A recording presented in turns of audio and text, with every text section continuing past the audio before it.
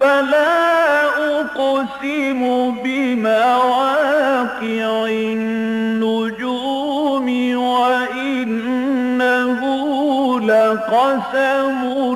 لو تعلمون عظيم إنه لقرآن كريم في كتاب مكنون لا يمسه إلا المطهرون تنزيل من رب العالمين.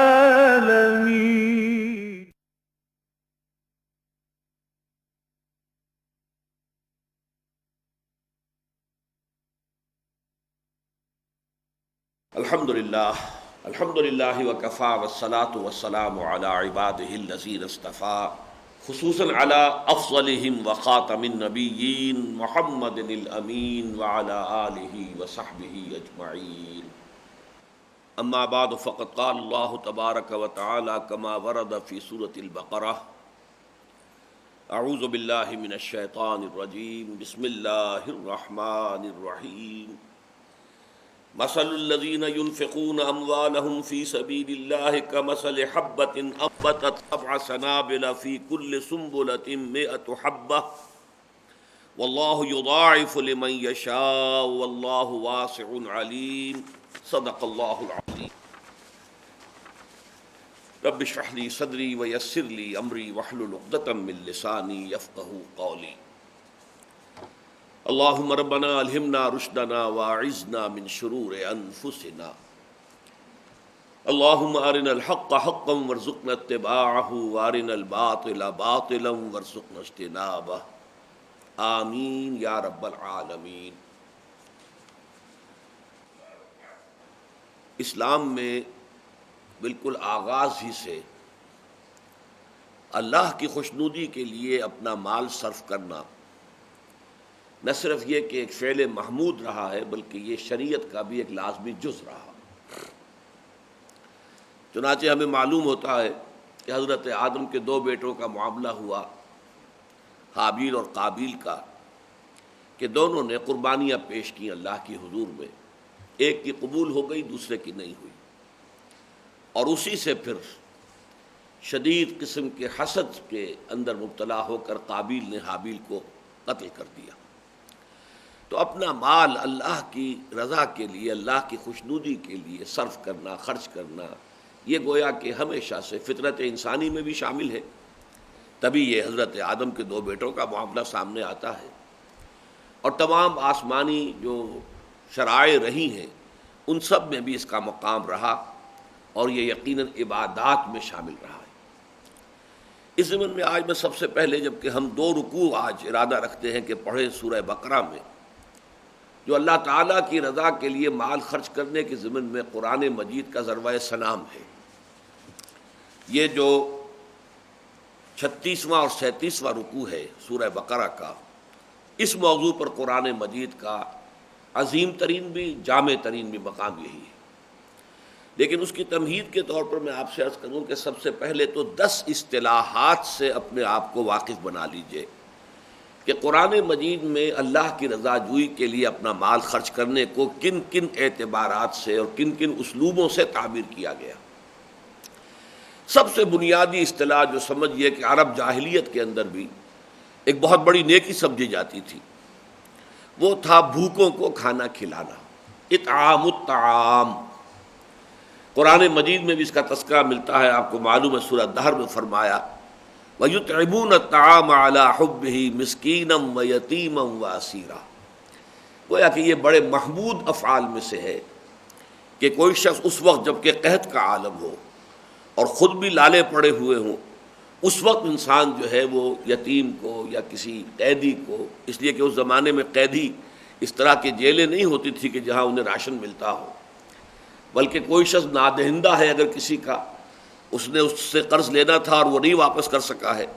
تو پھر وہ اس کے حوالے ہوتا تھا، وہ اپنے گھر میں باندھ کر رکھتا تھا. کچھ کھانے کو دے دیا تو دے دیا، نہیں تو فاقہ کرے. جب تک کہ اس کے اعزاء و اقارب آ کر اس کے پیسے ادا نہ کر دیں وہ شخص اسیر ہے اس کے پاس۔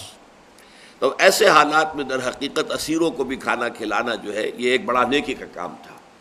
وَيُطْعِمُونَ الطَّعَامَ عَلَىٰ حُبِّهِ مِسْكِينًا وَيَتِيمًا وَأَسِيرًا۔ اسی طرح فرمایا گیا کہ کسی انسان کے اخلاق سے بالکل یا عاری ہونے کی سب سے بڑی علامت کیا ہے؟ وَلَا يَحُضُّ عَلَىٰ طَعَامِ الْمِسْكِينِ، سورہ معاون میں جو بڑی بنیادی صورتوں میں سے قرآن مجید کی، یعنی یوں سمجھیے کہ نہایت مذمت کے انداز میں فرمایا وہ شخص خود تو کیا کسی کو کھانا کھلائے گا، وہ تو کسی اور کو بھی کھانا کھلانے، کسی غریب اور محتاج اور بھوکے کو کھانا کھلانے کی ترغیب نہیں دے سکتا۔ تو پہلی اصطلاح ہے اطعام الطعام، دوسری اصطلاح اعطاء۔ یہ سورۃ اللیل جو بڑی عظیم صورتوں میں سے قرآن مجید کی اور مقام صدیقیت کا بیان جو ہے وہ سورۃ اللیل میں ہوا ہے، اس میں آیا فَأَمَّا مَنْ أَعْطَىٰ وَاتَّقَىٰ وَصَدَّقَ بِالْحُسْنَىٰ فَسَنُيَسِّرُهُ لِلْيُسْرَىٰ۔ ترین بنیادی اوصاف ہے کہ اگر کسی انسان کی شخصیت میں موجود ہو تو گویا پھر وہ صدیقیت کی طرف وہ ترقی کر سکتا ہے، مقام صدیقیت تک پہنچ سکتا ہے۔ اور اس میں سب سے بنیادی لفظ اعطاء، دینا، عطا کرنا، کسی کو دینا،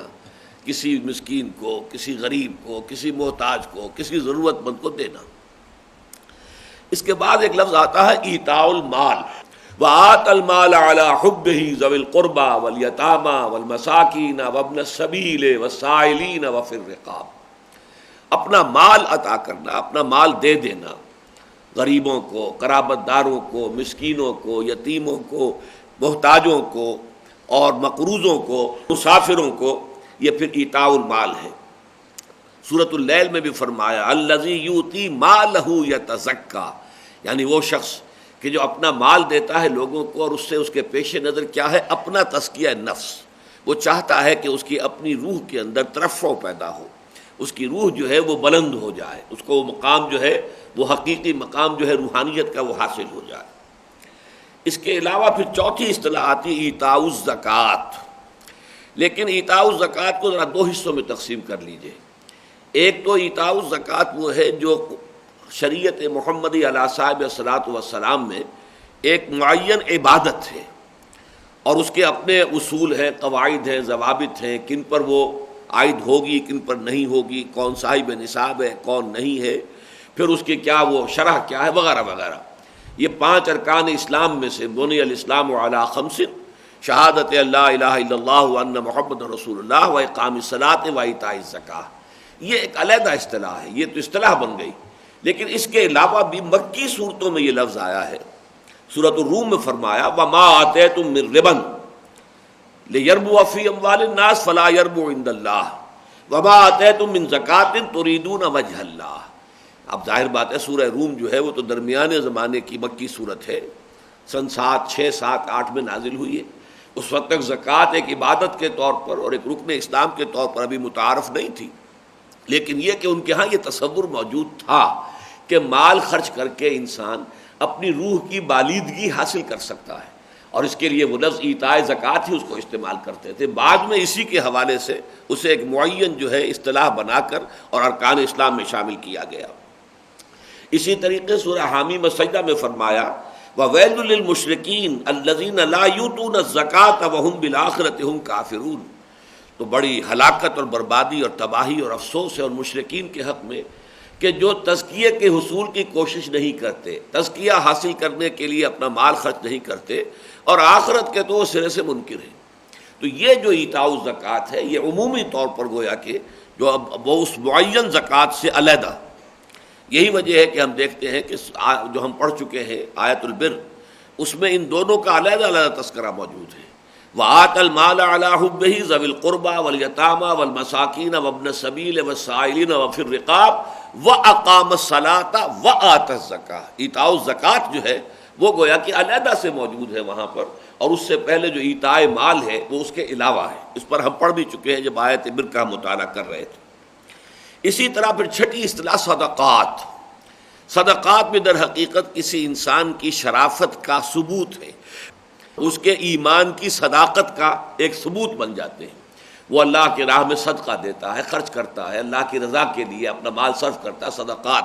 یہاں تک کہ یہ لفظ زکوٰۃ کے لیے بھی آیا ہے، بلکہ سورہ توبہ میں جو آیت بہت مشہور ہے کہ جس میں زکوٰۃ کے مصارف کا بیان آیا ہے، وہاں صدقات کا لفظ آیا، زکوٰۃ کا لفظ نہیں، انما الصدقات للفقراء والمساکین الی آخر الآیہ۔ پھر اس کے بعد ایک اصطلاح آتی ہے انفاق مال، یہ بھی دو جگہ آئے گی، ایک انفاق ہے مطلقاً، ایک انفاق ہے فی سبیل اللہ، ان دونوں میں بڑا فرق ہے، زمین و آسمان کا فرق ہے۔ اس لیے کہ انفاق مال خرچ کرنا، وہ جیسا کہ میں ابھی مزید وضاحت کروں گا، کسی بھی مد میں مال خرچ کیا اللہ کی رضا کے لیے تو وہ انفاق ہوگا۔ انفاق فی سبیل اللہ یہ در حقیقت جہاد بالمال کا نام ہے۔ جہاد فی سبیل اللہ ہے باموالکم وانفسکم، جہاد دو چیزوں سے ہوتا ہے، یا مال سے جہاد ہوگا یا جان سے جہاد ہوگا۔ تو یہ جو مال کے ذریعے سے جہاد ہوتا ہے اللہ کی راہ میں، یعنی اللہ کے دین کی اشاعت، اس کو دنیا میں عام کرنا اور اسے قائم کرنا، نافذ کرنا، اس کا بول بالا کرنا، اس جد و جہد کے جو مالی تقاضے ہیں ان کو پورا کرنے کے لیے خرچ کیا جائے، وہ ہے انفاق فی سبیل اللہ۔ تو مجرد انفاق وہ تو گویا کہ تمام جو بھی مدیں ہو سکتی ہیں اللہ کے رضا کے لیے پیسے خرچ کرنے کی، ان سب کو کور کر لے گا، لیکن انفاق فی سبیل اللہ خاص طور پر اللہ کے دین کی جد و جہد میں، جس کے لیے کہ دوسری اصطلاح قرآن مجید میں ہے جہاد فی سبیل اللہ بالمال، وجاہدوا فی سبیل اللہ باموالکم وانفسکم۔ اور جو آخری اور 10ویں اصطلاح ہے وہ ہے اقراض اللہ، اللہ کو قرض دینا۔ من ذا الذی یقرض اللہ قرضا حسنا، کون ہے وہ جو ہمت کرے اللہ کو قرض حسنا دینے کی؟ تو یہ قرض حسنا بھی وہی ہے جو اللہ کے دین کے لیے خرچ ہو رہا ہو، اس لیے کہ دین اللہ کا ہے، اس کا جھنڈا بلند کرنا ہے، اس کا کلمہ بلند کرنا ہے۔ اس حوالے سے اگر اس کے لیے کوئی مال خرچ ہو رہا ہے تو اسے اللہ تعالیٰ اپنے ذمے قرض سے تعبیر کرتے ہیں، گویا کہ جیسے نصرت ہے، کونوا انصار اللہ، اللہ کے مددگار بنو۔ اللہ کے دین کی سربلندی کے لیے آدمی تن من دھن لگاتا ہے اور اپنا وقت لگا رہا ہے، اپنی قوتیں صرف کر رہا ہے، صلاحیتیں لگا رہا ہے، تو یہ کیا ہے؟ یہ اللہ کی نصرت ہے، اس لیے کہ دین اللہ کا ہے۔ اور اس میں جو مال خرچ کر رہا ہے اسے اللہ اپنے ذمے قرض حسنہ سے تعبیر کر رہے ہیں۔ تو یہ 10 اصطلاحات ہو گئی۔ پھر گن لیجئے، اطعام الطعام، ایتاء المال، ایتاء الزکاہ، لیکن وہ دو شکلوں میں، ایک ہے معین عبادت اور ایک ہے عموم۔ پھر صدقات، پھر انفاق، وہ بھی ایک ہے عام، ایک ہے انفاق فی سبیل اللہ، پھر ہے جہاد بالمال، پھر ہے اقراض اللہ، اللہ کو قرض حسنہ دینا۔ ایک تو یہ 10 اصطلاحات میں نے آپ کے سامنے رکھ دی ہیں،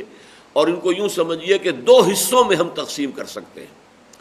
ایک ہے اللہ کی مخلوق کی نفع رسانی کے لیے خرچ کرنا،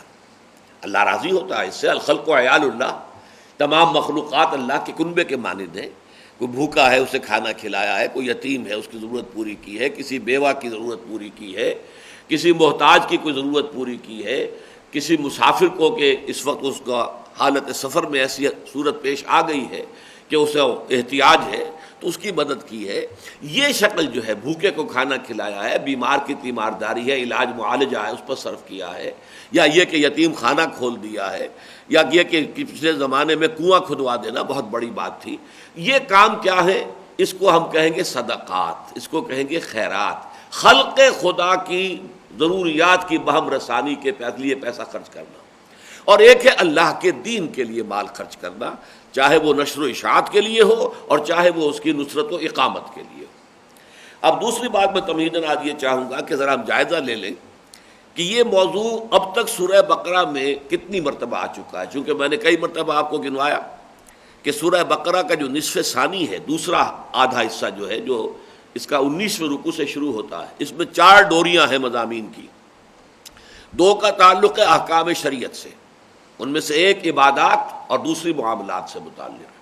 2 کا تعلق ہے جہاد فی سبیل اللہ سے،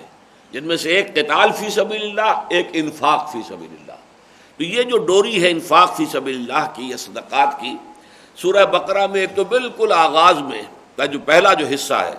اس میں بھی فرمایا ھدی للمتقین الذین یؤمنون بالغیب ویقیمون الصلاۃ ومما رزقناہم ینفقون۔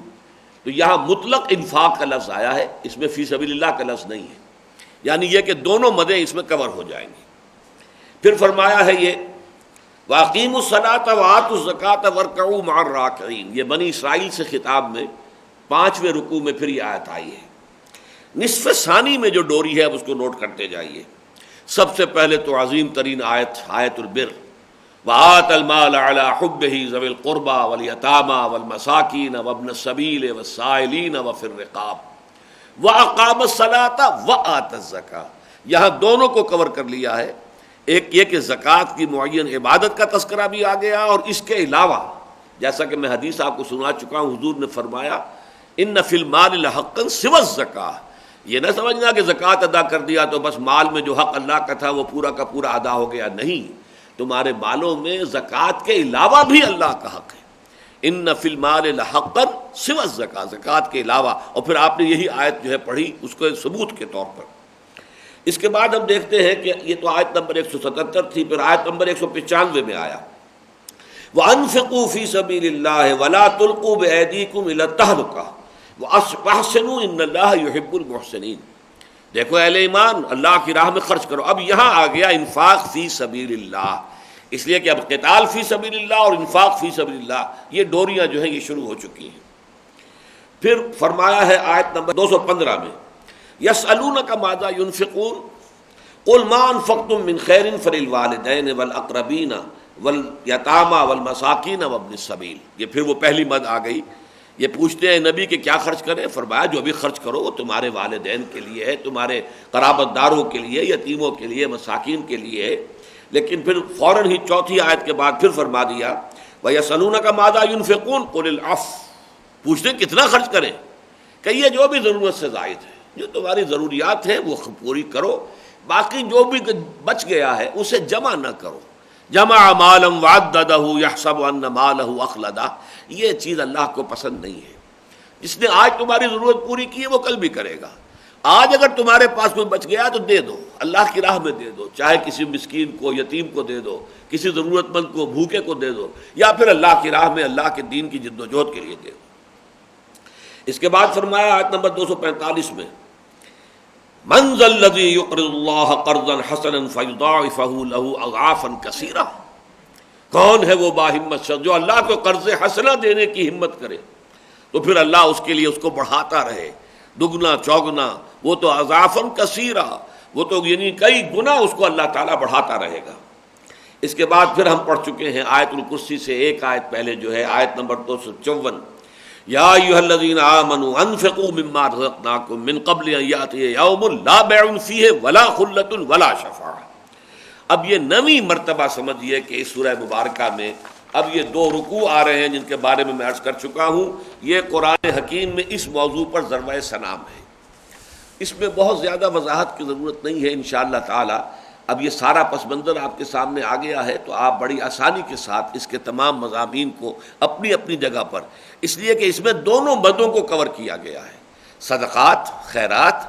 لوگوں کی بھلائی کے لیے، یتیموں، غریبوں، بیواؤں، مسکینوں کے لیے، اور اللہ کے دین کے لیے، انفاق فی سبیل اللہ۔ یہاں آ کر دونوں کو پھر جمع کر دیا گیا، لیکن آغاز ہو رہا انفاق فی سبیل اللہ سے۔ مثل الذین ینفقون اموالہم فی سبیل اللہ ہے، مثال ان کی جو خرچ کرتے ہیں اپنے مال اللہ کے راستے میں، اللہ کے راستے میں یعنی اللہ کے دین کی اشاعت، دعوت و اشاعت یا نصرت و اقامت، یہ 2 مدیں ہو جائیں گی۔ ابتدا میں دین کو پھیلایا جائے گا، عام کیا جائے گا، دعوت دین جو ہے زیادہ سے زیادہ لوگوں تک اس کو پہنچایا جائے گا، اس کے لیے مالی وسائل درکار ہے۔ پھر اگر کوئی ہمیں ریسپانس مل جاتی ہے اور معتدب تعداد میں لوگ اسے قبول کر لیتے ہیں، پھر انہیں جمع کر کے، منظم کر کے، طاقت بنا کر اور نظام باطل کے خلاف جد و جہد کی جائے گی تاکہ باطل کے نظام کو ختم کر کے اور حق کا نظام، دین حق جو ہے اسے غالب کیا جائے۔ اس پوری جد و جہد کے لیے جو مال اپنے خرچ کرتے ہیں تو ان کی مثال ایسے ہے کمثل حبۃ، ان کی مثال اس دانے کی سی ہے بتت 7 سنابل، کہ جس کو زمین میں جب بویا گیا تو اس سے جس پودے کے اندر 7 بالیں یا 7 سٹیاں، یہ جو ہیں جو مختلف گندم کی بالیں کہلاتی ہیں، مکئی کے یہ سٹے ہوتے ہیں، تو ظاہر بات ہے کہ وہ ایک ہی گندم کے دانے سے وہ پودا جو ہے وجود میں آیا ہے، ایک ہی مکئی کا دانہ ہے جس سے کہ وہ پودا وجود میں آیا ہے، اس میں 7 لگے ہوئے ہیں وہ جس کو ہم سٹیاں کہتے ہیں۔ تو فرمایا فی کل سنبلۃ 100 حبہ، اور ہر ایک سٹی میں یا ہر ایک بال میں اس کے اندر 100 دانے موجود ہیں، یعنی ایک دانے سے 700 دانے تم دیکھ رہے ہو، تمہارے مشاہدے میں ہے کہ اس دنیا کے اندر وجود میں آ رہے ہیں۔ ایک دانہ تم نے بویا تھا، اس سے 700 دانے تمہیں حاصل ہو گئے۔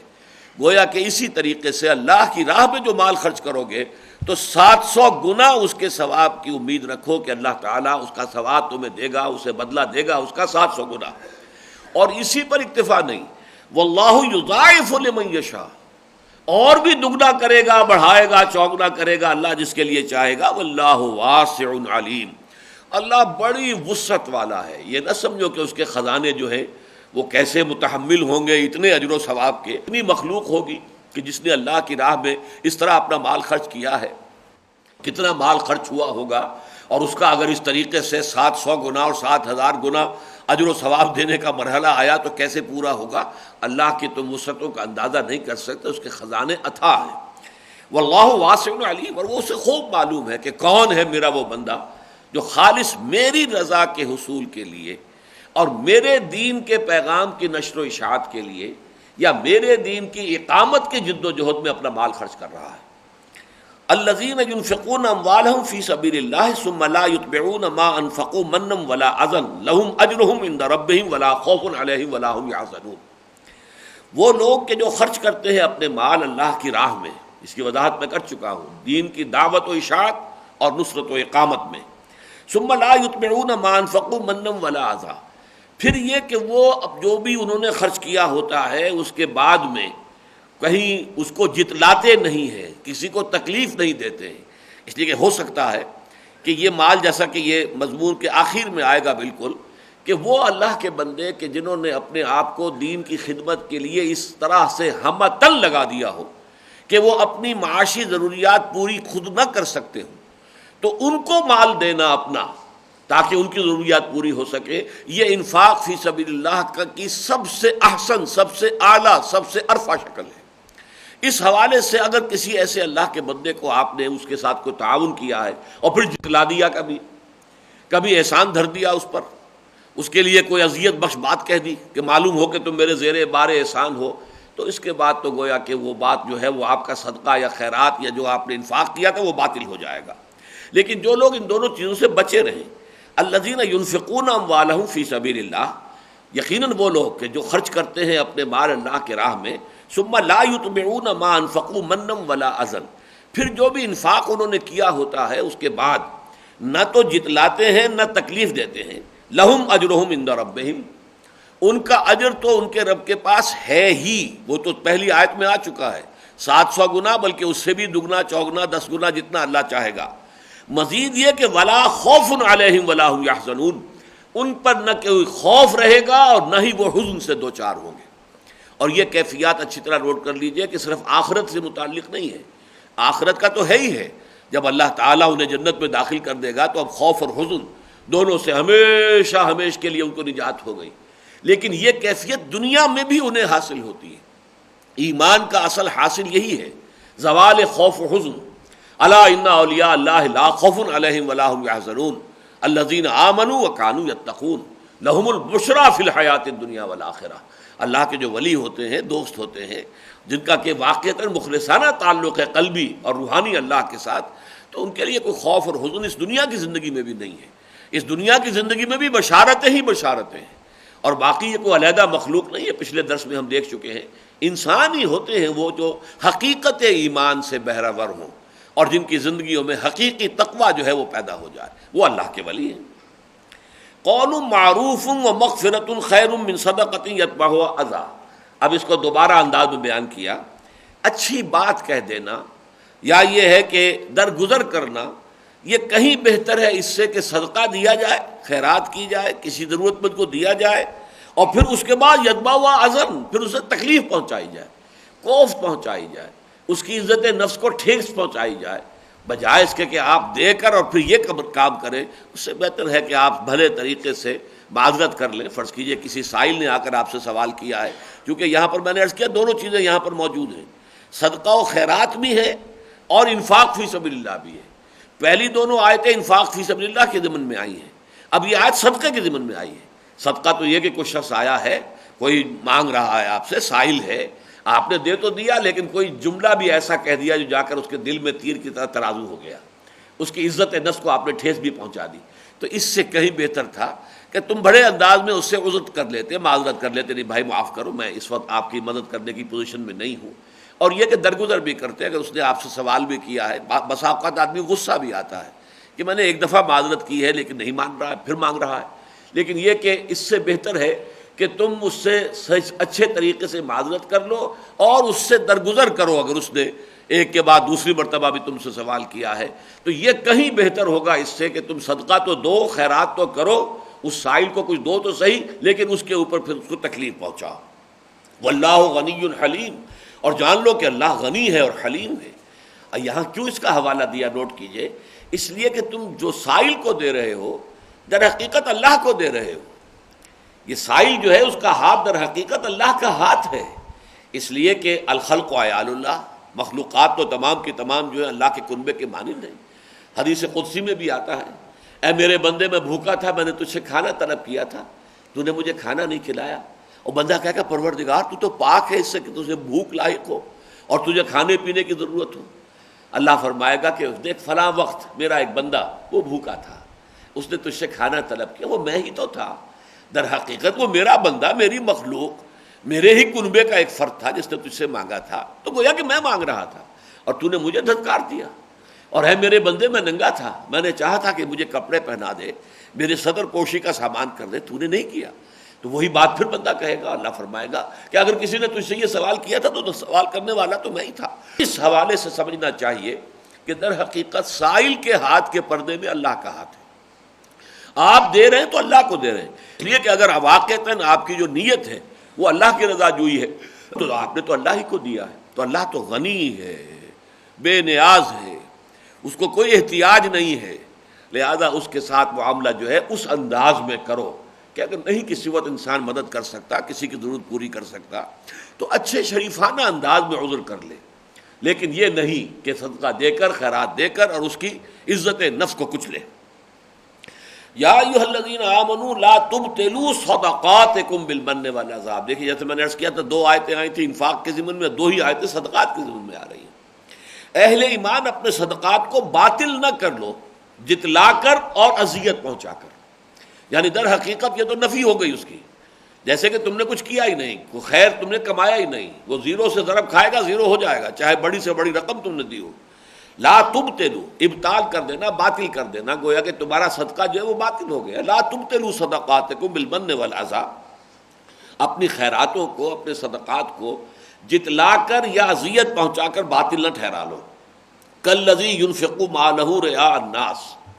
اس شخص کے مانند کے جو اپنا مال خرچ کرتا ہے لوگوں کو دکھانے کے لیے۔ ولا یؤمن باللہ والیوم الآخر، اور وہ ایمان نہیں رکھتا ہے اللہ پر اور یوم آخر پر۔ یہ مقام اس اعتبار سے بہت اہم ہے کہ ریا کی اصل حقیقت کو یہاں پر کھول دیا گیا۔ اگر کوئی شخص کسی کو دکھانے کے لیے کوئی نیک کام کر رہا ہے تو در حقیقت اللہ پر اس کا ایمان نہیں ہے، وہ ایمان تو اس شخص پر ہے جس کو وہ دکھانا چاہ رہا ہے، جس سے وہ اپنی تعریف کرانا چاہ رہا ہے، یا جس کے اوپر اپنے زہد اور تقویٰ اور نیکی اور دینداری کا جو ہے وہ روب جھاڑنا چاہ رہا ہے۔ در حقیقت اللہ پر ایمان کے منافی ہے ریاکاری۔ اسی لیے وہ حدیث جو ہے وہ دوبارہ میں نے آپ کو سنائی ہے، من صلی یرائی فقد اشرک، جس نے دکھاوے کے لیے نماز پڑھی اس نے شرک کیا۔ ومن صام یرائی فقد اشرک،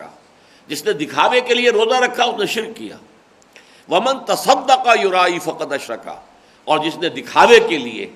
صدقہ اور خیرات کا معاملہ کیا اس نے بھی شرک کیا۔ تو یہاں پر بھی اس کو کہا جا رہا ہے کہ وہ ایمان نہیں رکھتا اللہ پر اور یوم آخر پر۔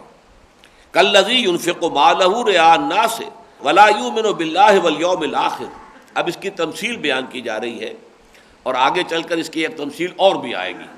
اور قرآن مجید میں 3 مقامات پر اور بھی یہ ریاکارانہ جو نیکیاں کی جاتی ہیں دنیا میں، ان کی جو تماثیل آئی ہیں کہ ان کی کوئی حقیقت اللہ کے میزان میں نہیں ہے، قیامت کے دن ان میں کوئی وزن نہیں ہوگا۔ تو پہلے یہ تمثیل پڑھ لیجئے، فَمَثَلُهُ كَمَثَلِ صَفْوَانٍ عَلَيْهِ تُرَابٌ فَأَصَابَهُ وَابِلٌ فَتَرَكَهُ صَلْدًا۔ اس کی مثال ایسے چٹان کی ہے جس پر کچھ مٹی جم گئی تھی۔ اب اس کو وہ لوگ اچھی طرح کر سکتے ہیں اپریشیٹ جو پہاڑی علاقوں میں رہتے ہیں یا جاتے ہیں دیکھتے رہتے ہیں۔ ظاہر بات ہے پہاڑ ہے ڈھلوان چلی آ رہی ہے، کسی جگہ پر کوئی چٹان ایسی نکل کر کھڑی ہو گئی ہے کہ اس پر کچھ تھوڑی سی جگہ بن گئی ہے کہ جو ہموار ہے، اور اس پر مٹی بھی جم گئی ہے، لیکن وہ بڑی مٹی، اس کی تہ جو ہے بڑی چھوٹی سی ہوتی ہے، ظاہر بات ہے چٹان کے اوپر مٹی کی تہ ہے۔ اب کسی کسان نے وہاں بھی کوئی تھوڑا سا ہل ول چلایا، کوئی بیج ڈالے، وہ کھیتی ہو گئی۔ لیکن اگر زوردار بارش آئے گی تو وہ بارش ساری اس مٹی کو بھی بہا کے لے جائے گی اور اس کھیتی کو بھی لے جائے گی، اس لیے کہ چٹان تو پھر ننگی چٹان نیچے سے نکل آئے گی، اس لیے کہ بارش جب آئے گی تو وہ تھوڑی سی جو اس کے اوپر تہ مٹی کی آئی تھی جس پر اس نے اپنی کھیتی جو ہے اس کی بساط جما لی تھی، لیکن وہ تو اس مٹی سمیت وہ کھیتی بھی ختم ہو جائے گی، کچھ نہیں رہے گا۔ فَمَثَلُهُ كَمَثَلِ صَفْوَانٍ، اس کی مثال تو اس چٹان کی سی ہے، علیہ تراب، اس پہ کچھ مٹی جم گئی۔ اب یہاں پہ اس کو حذف کر دیا گیا کہ اس میں کسی نے کچھ بیج ڈال دیے، کچھ وہ چیز جو ہے اس کے اندر کاشت کر لی۔ فَأَصَابَهُ وَابِلٌ، اب اس کے اوپر ایک زوردار میہ پڑا، موسلا دھار بارش آئی، فَتَرَكَهُ صَلْدًا، تو وہ ساری مٹی اور کھیتی جو تھی اس کو بہا کر وہ پانی لے گیا اور وہ چٹان ننگی نیچے سے برآمد ہو گئی۔ لا يقدرون على شيء مما كسبوا، انہیں اب کچھ قدرت حاصل نہیں ہے اس ساری محنت پر جو انہوں نے کی۔ ظاہر بات ہے وہ مٹی جمی ہوئی تھی، تہ تھی مٹی کی وہاں پر، اس میں بیج ڈالا ہے، اس کے کچھ پانی وانی کا اہتمام بھی کیا ہوگا، محنت تو کی ہے، تو جو بھی وہ بیج بھی ڈالا تھا وہ بھی گیا اور ان کی جو محنت تھی وہ بھی ختم ہوئی۔ لا يقدرون علی شیء مما کسبوا، جو محنت انہوں نے کی تھی، جو انویسٹمنٹ اس میں کی تھی، اب اس میں سے کسی شے پر بھی انہیں کوئی مقدرت حاصل نہیں رہی، اس میں سے کوئی شے اب انہیں ملنے والی نہیں ہے، کوئی ان کے ہاتھ آنے والی کوئی شے نہیں رہی۔ واللہ لا یہدی القوم الکافرین، اور اللہ ایسے کافروں، ایسے ناشکروں کو ہدایت نہیں دیا کرتا۔ یعنی در حقیقت ریاکاری کفر ہے، ریاکاری جو ہے وہ ناشکری بھی ہے، اور ناشکری کے ساتھ ساتھ اس کو اگر کفری کے دوسرے معنی بھی لیے جائیں، چونکہ پہلے آ چکا ہے لا یؤمن باللہ ولا بالیوم الآخر، وہ تو ایمان رکھتا ہی نہیں اللہ پر اور یوم آخر پر، جو ریاکارانہ صدقات دے رہا ہے، لوگوں کو دکھاوے کے لیے خیرات کر رہا ہے۔ اب اس کے برعکس مثال آئی، وَمَثَلُ الَّذِينَ يُنْفِقُونَ أَمْوَالَهُمْ ابْتِغَاءَ مَرْضَاتِ اللَّهِ وَتَثْبِيتًا مِنْ أَنفُسِهِمْ، اور مثال ان لوگوں کی جو خرچ کرتے ہیں اپنا مال اللہ کی رضا کے حصول کے لیے اور اپنے عزم کی پختگی کے ساتھ، یعنی ان کے اپنے اندر ایک ارادہ ہے، نیکی کا ارادہ ہے، خرچ کرنا چاہتے ہیں، تو یہ ہے تثبیتا من انفسہم، پورے ثبات نفس کے ساتھ، پورے ارادے کے ساتھ۔ ایسا نہیں ہے کہ ایک وقت میں کہیں گئے تھے، کہیں کوئی جلسہ ہوا اور وہاں کسی نے واعظ نے وعظ ایسا کہہ دیا کہ فوراً جیب سے پیسے نکل آئے، تو وہ تو اصل میں وقتی آپ کا جوش تھا۔ ایک ہے تثبیتا من انفسہم، ٹھنڈے حالات میں غور و فکر کر کے، سوچ بچار کر کے ایک ارادے کے ساتھ آدمی خرچ کرتا ہے کہ میں اللہ کی رضا جوئی کے لیے یہ خرچ کر رہا ہوں، یہ کوئی وقتی جذباتی کسی لہر میں آ کر نہیں۔ تثبیت من انفسہم، اپنے جان کی طرف سے ثبات اور عزم کے ساتھ وہ خرچ کرتے ہیں، اور پیش نظر ہے اللہ کی رضا، مرضات اللہ۔ کمثل جنۃ بربوۃ اصابها وابل فآتت اکلها ضعفین فإن لم یصبها وابل فطل، تو اس کی مثال اس باغ کی سی ہے جو بلندی پر ہوتا ہے، اگر وہاں بارش آتی ہے زوردار تو اس کا پھل آتا ہے دگنا، اور اگر بارش زوردار نہ بھی آئے اور تھوڑی سی کوئی پھوار پڑے تو وہ بھی اس کے لیے کافی ہوتی ہے۔ اب یہ جو ہے تمثیل، اس کو سمجھنے کے لیے بھی قرآن مجید میں چونکہ ہمیشہ آتا ہے جنات تجری من تحتہا الانہار، اب اس کا ترجمہ تو لفظی طور پر تو اکثر جب آپ لفظی ترجمے دیکھیں گے وہ باغات جن کے نیچے نہریں بہتی ہوں گی، تو ایک عجیب سا تصور سامنے آتا ہے کہ باغ کے نیچے نہر کا مطلب کیا ہے۔ اسی طریقے سے بلکہ میں نے دیکھا کہ جب فرعون کے بارے میں قرآن میں آیا ہے کہ اس نے کہا الیس لی ملک مصر وہذہ الانہار تجری من تحتی، کیا یہ مصر کی حکومت میری نہیں ہے اور یہ ساری نہریں میرے تحت نہیں بہہ رہی ہیں؟ اب اس کا ترجمہ بھی یہ کیا ہے کہ در حقیقت اس نے اپنے محل کے نیچے نہریں نکالی ہوئی تھی، اس کے محل کے نیچے نہریں چل رہی تھیں، حالانکہ اس تکلف کی ضرورت ہی نہیں ہے۔ وہاں اس سے مراد یہ ہے کہ سارا اریگیشن سسٹم میرے کنٹرول میں ہے، میں جس کو چاہوں پانی دوں، جس کا چاہوں بوگا بند کر دوں۔ الیس لی ملک مصر، کیا مصر کی حکومت اور حاکمیت میرے ہاتھ میں نہیں ہے؟ وہذہ الانہار تجری من تحتی، اور یہاں جو بھی خوشحالی ہے وہ در حقیقت اس نیل کے پانی کی جو ہے اسی سے، جو بھی سیرابی ہے اور اریگیشن ہے اسی سے ہے، جس کے پاس جو بھی کچھ ہے وہ اسی کا ثمر ہے، اور یہ میں جس کو چاہوں دوں اور جس کو چاہوں روک دوں۔ اسی طرح یہ جو جنت کا تذکرہ ہوتا ہے اس کے نیچے نہریں بہتی ہوں گی، تو یہ ایک بڑا فطری قسم کی پلانٹیشن جو ہوتی ہے. ایک باغ تو وہ ہوتا ہے جو کہ آپ نے لگایا ہے، ہموار زمین ہے اور اس کے اندر آپ نے جو ہے وہ کھیت اپنے پودے لگائے ہیں. جیسے کہ ہمارے ہاں آپ کو معلوم ہے کہ چاہے وہ سنتروں کی اور کنوں کی اور مالٹوں کے یا آموں کے باغات ہیں، وہ تو ہموار زمین پر ہوتے ہیں. ایک یہ کہ ایک نیچرل ہوتا ہے معاملہ کہ جیسے پہاڑی، اور چونکہ عرب کا سارا معاملہ جو ہے وہ پہاڑی حجاز، سارا کا سارا قرآن تو حجاز میں نازل ہوا ہے، شمال سے لے کر جنوب تک، طائف ہو یا تبوک ہو، وہاں سے لے کے یہاں تک یہ سب حجاز ہے، مدینہ ہو یا مکہ ہو یہ سب حجاز ہے، یہ سارا یہ علاقہ جو ہے پہاڑی ہے. اب اس میں جو نیچرل ایک پلانٹیشن ہوتی تھی کہ نیچے جو ہے دامن میں، جس کو ہم دامن میں کہتے ہیں، کوئی چشمہ بہہ رہا ہے. ظاہر بات ہے کہ اس چشمے کے جو اثرات ہیں، پانی جو ہے سیپ کر رہا ہے، تو دونوں طرف جو ڈھلوانے ہیں ان کے اندر بھی، جڑوں کے اندر پانی جا رہا ہے. اب درخت جو ہے وہ ڈھلوان کے اوپر ہیں تاکہ انہیں پانی جو ہے اس چشمے سے کہ جو اس کے نیچے سے بہہ رہا ہے، اس کے دامن میں اسے پانی پہنچ رہا ہے. اب اگر بارش بھی ہو جائے تو کیا کہنے، اب تو گویا کہ اس کا جو پھل ہے وہ دگنا ہو جائے گا. نہ بھی ہو تو در حقیقت کوئی ہلکی سی پھوار بھی پڑ جائے تو اس کے پتے بھی دھل جائے تب بھی کافی ہے، اس لیے کہ وہ تو اونچائی کے اوپر وہ پہاڑ ہے اور نیچے دامن میں ندی بہہ رہی ہے، چشمہ بہہ رہا ہے، اریگیشن جو ہے اس کا تقاضا جو ہے وہ پورا ہو رہا ہے. تو یہ نقشہ کھینچا گیا ہے. کمثل جنت بربوۃ اصابها وابل فآتت اکلها ضعفین فإن لم يصبها وابل فطل واللہ بما تعملون بصیر. اور جو کچھ تم کر رہے ہو اللہ اسے دیکھ رہا ہے. یعنی کون اللہ تعالیٰ کی رضا کے لیے خرچ کر رہا ہے، کون ریاکارانہ خرچ کر رہا ہے، اللہ دیکھ رہا ہے، اللہ کے علم میں ہے. اس کو اللہ کے علم سے خارج نہ سمجھو، یہ نہ سمجھو کہ اللہ کو معلوم نہیں ہے. اب ایک اور تمثیل آ رہی ہے اسی ریاکارانہ خرچ کی. اَيَوَدُّ أَحَدُكُمْ أَن تَكُونَ لَهُ جَنَّةٌ مِّن نَخِيلٍ وَأَعْنَابٍ تَجْرِي مِن تَحْتِهَا الْأَنْهَارُ. کیا تم میں سے کوئی شخص اسے پسند کرے گا کہ اس کا ایک باغ ہو جو کھجوروں کا ہو اور اس میں انگور کی بیلیں بھی ہوں، تجری من تحت الانہار، اب آ گیا وہی، اور ان کے نیچے سے یعنی اس کے دامن میں ندی بہہ رہی ہے، چشمے رواں ہیں. لہو فیہا من کل الثمرات،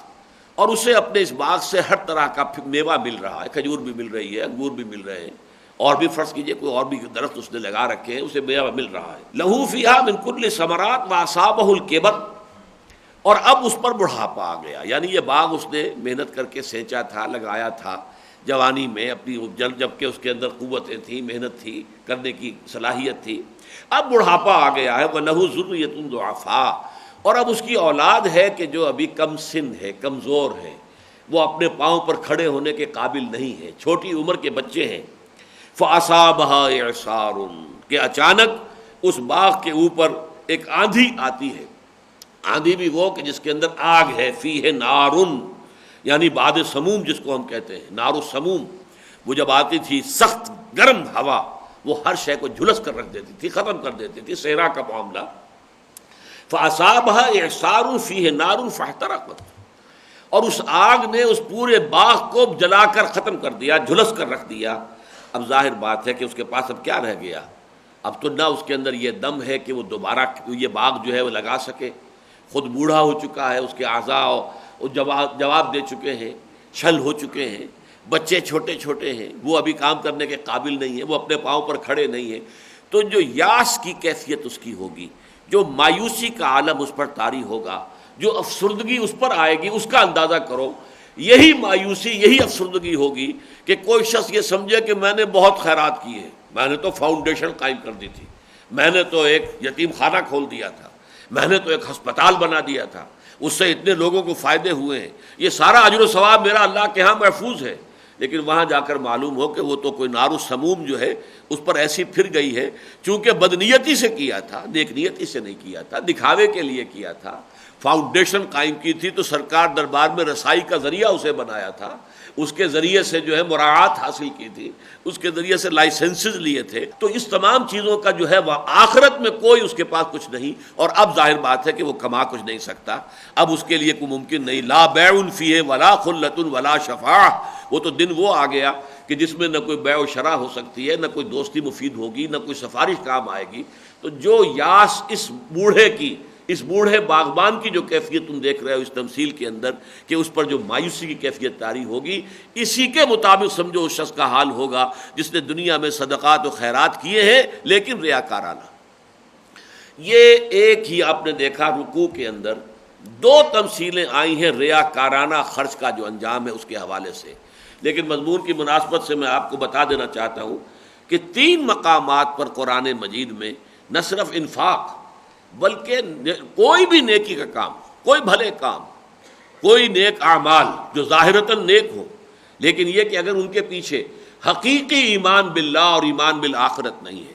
یعنی ان کا اصل جو موٹیویشن ہے وہ اللہ کی رضا جوئی اور آخرت کا اجر و ثواب نہیں ہے، تو پھر ان کی تمثیلیں بیان ہوئی ہیں 3 جگہ پر۔ سورہ نور میں فرمایا والذین کفروا اعمالهم کسراب بقیعۃ یحسبہ الظمآن ماء حتی اذا جاءہ لم یجدہ شیئا ووجد اللہ عندہ فوفاہ حسابہ واللہ سریع الحساب۔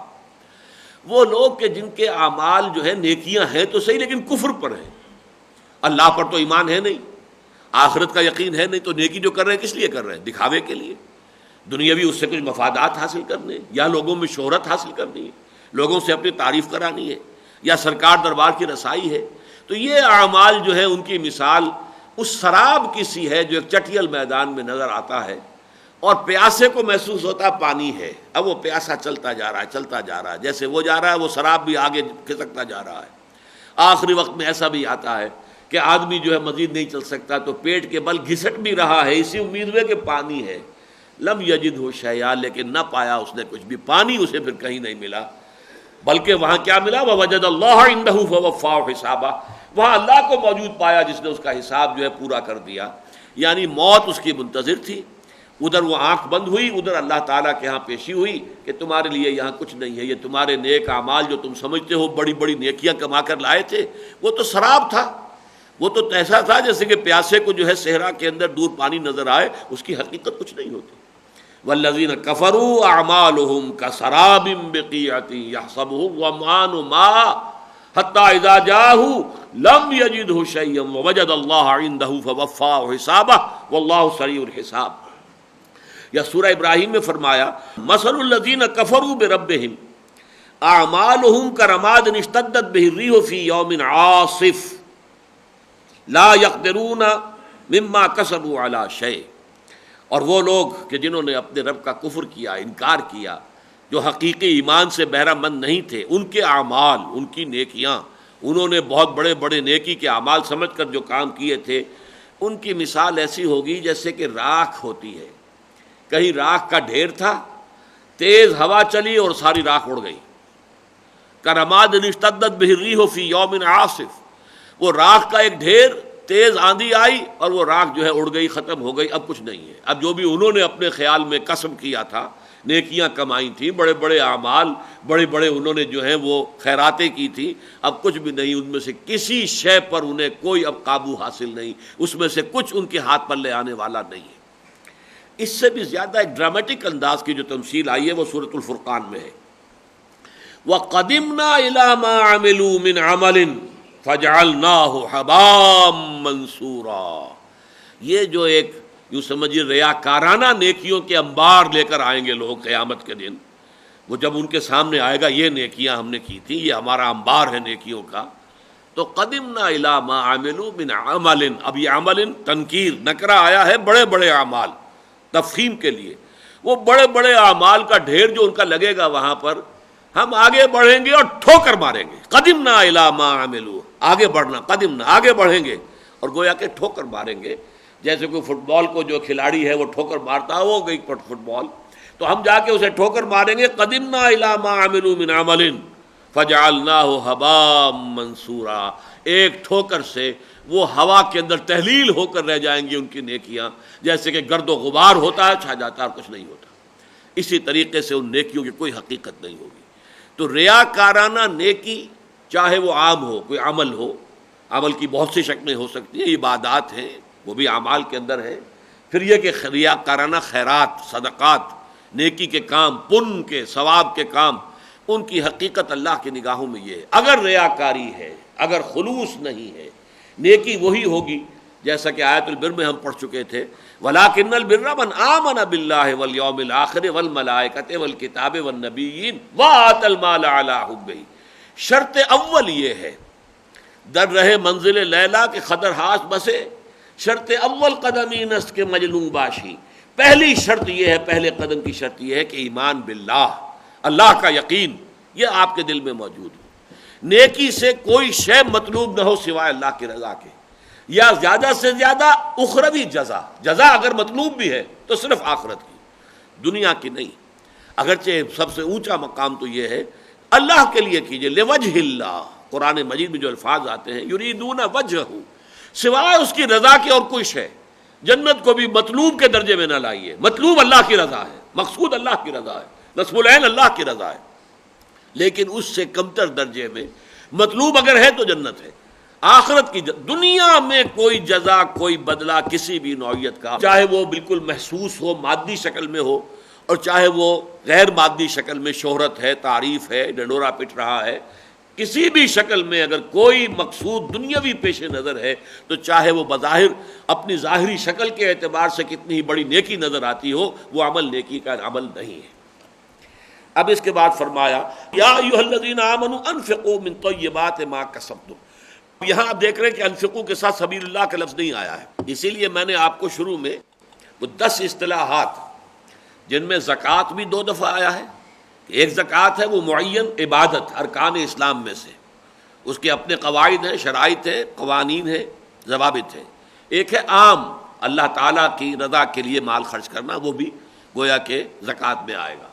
اسی طریقے سے انفاق، مال خرچ کرنا کسی بھی مد میں ہو، اور ایک یہ ہے کہ انفاق فی سبیل اللہ۔ تو ابھی پہلی 2 آیتیں آئی تھیں انفاق فی سبیل اللہ کی، اب مجرد انفاق آ رہا ہے جس میں کہ دونوں یہ مدیں کور ہو جائیں گی۔ یا ایھا الذین آمنوا انفقوا من طیبات ما کسبتم ومما اخرجنا لکم من الارض۔ اے ایمان والو، خرچ کرو ان پاک چیزوں میں سے بھی جو تم نے کمائی ہیں، اور ان میں سے بھی جو ہم نے نکالی ہے تمہارے لیے زمین سے۔ اس آیت میں 2 باتیں نوٹ کیجئے۔ میرے علم کی حد تک یہ واحد مقام ہے جہاں انسان دنیاوی محنت کر کے اگر کچھ کمائی کرتا ہے تو اس کے لیے لفظ کسب آیا ہے۔ قرآن مجید میں جو بھی مادی چیزیں دنیا میں انسان حاصل کرتا ہے، ان کے لیے اصل جو لفظ ہے وہ فضل ہے، یہ اللہ کا فضل ہے جو اللہ تمہیں دیتا ہے۔ یہ تمہاری محنت کا نتیجہ نہیں ہے،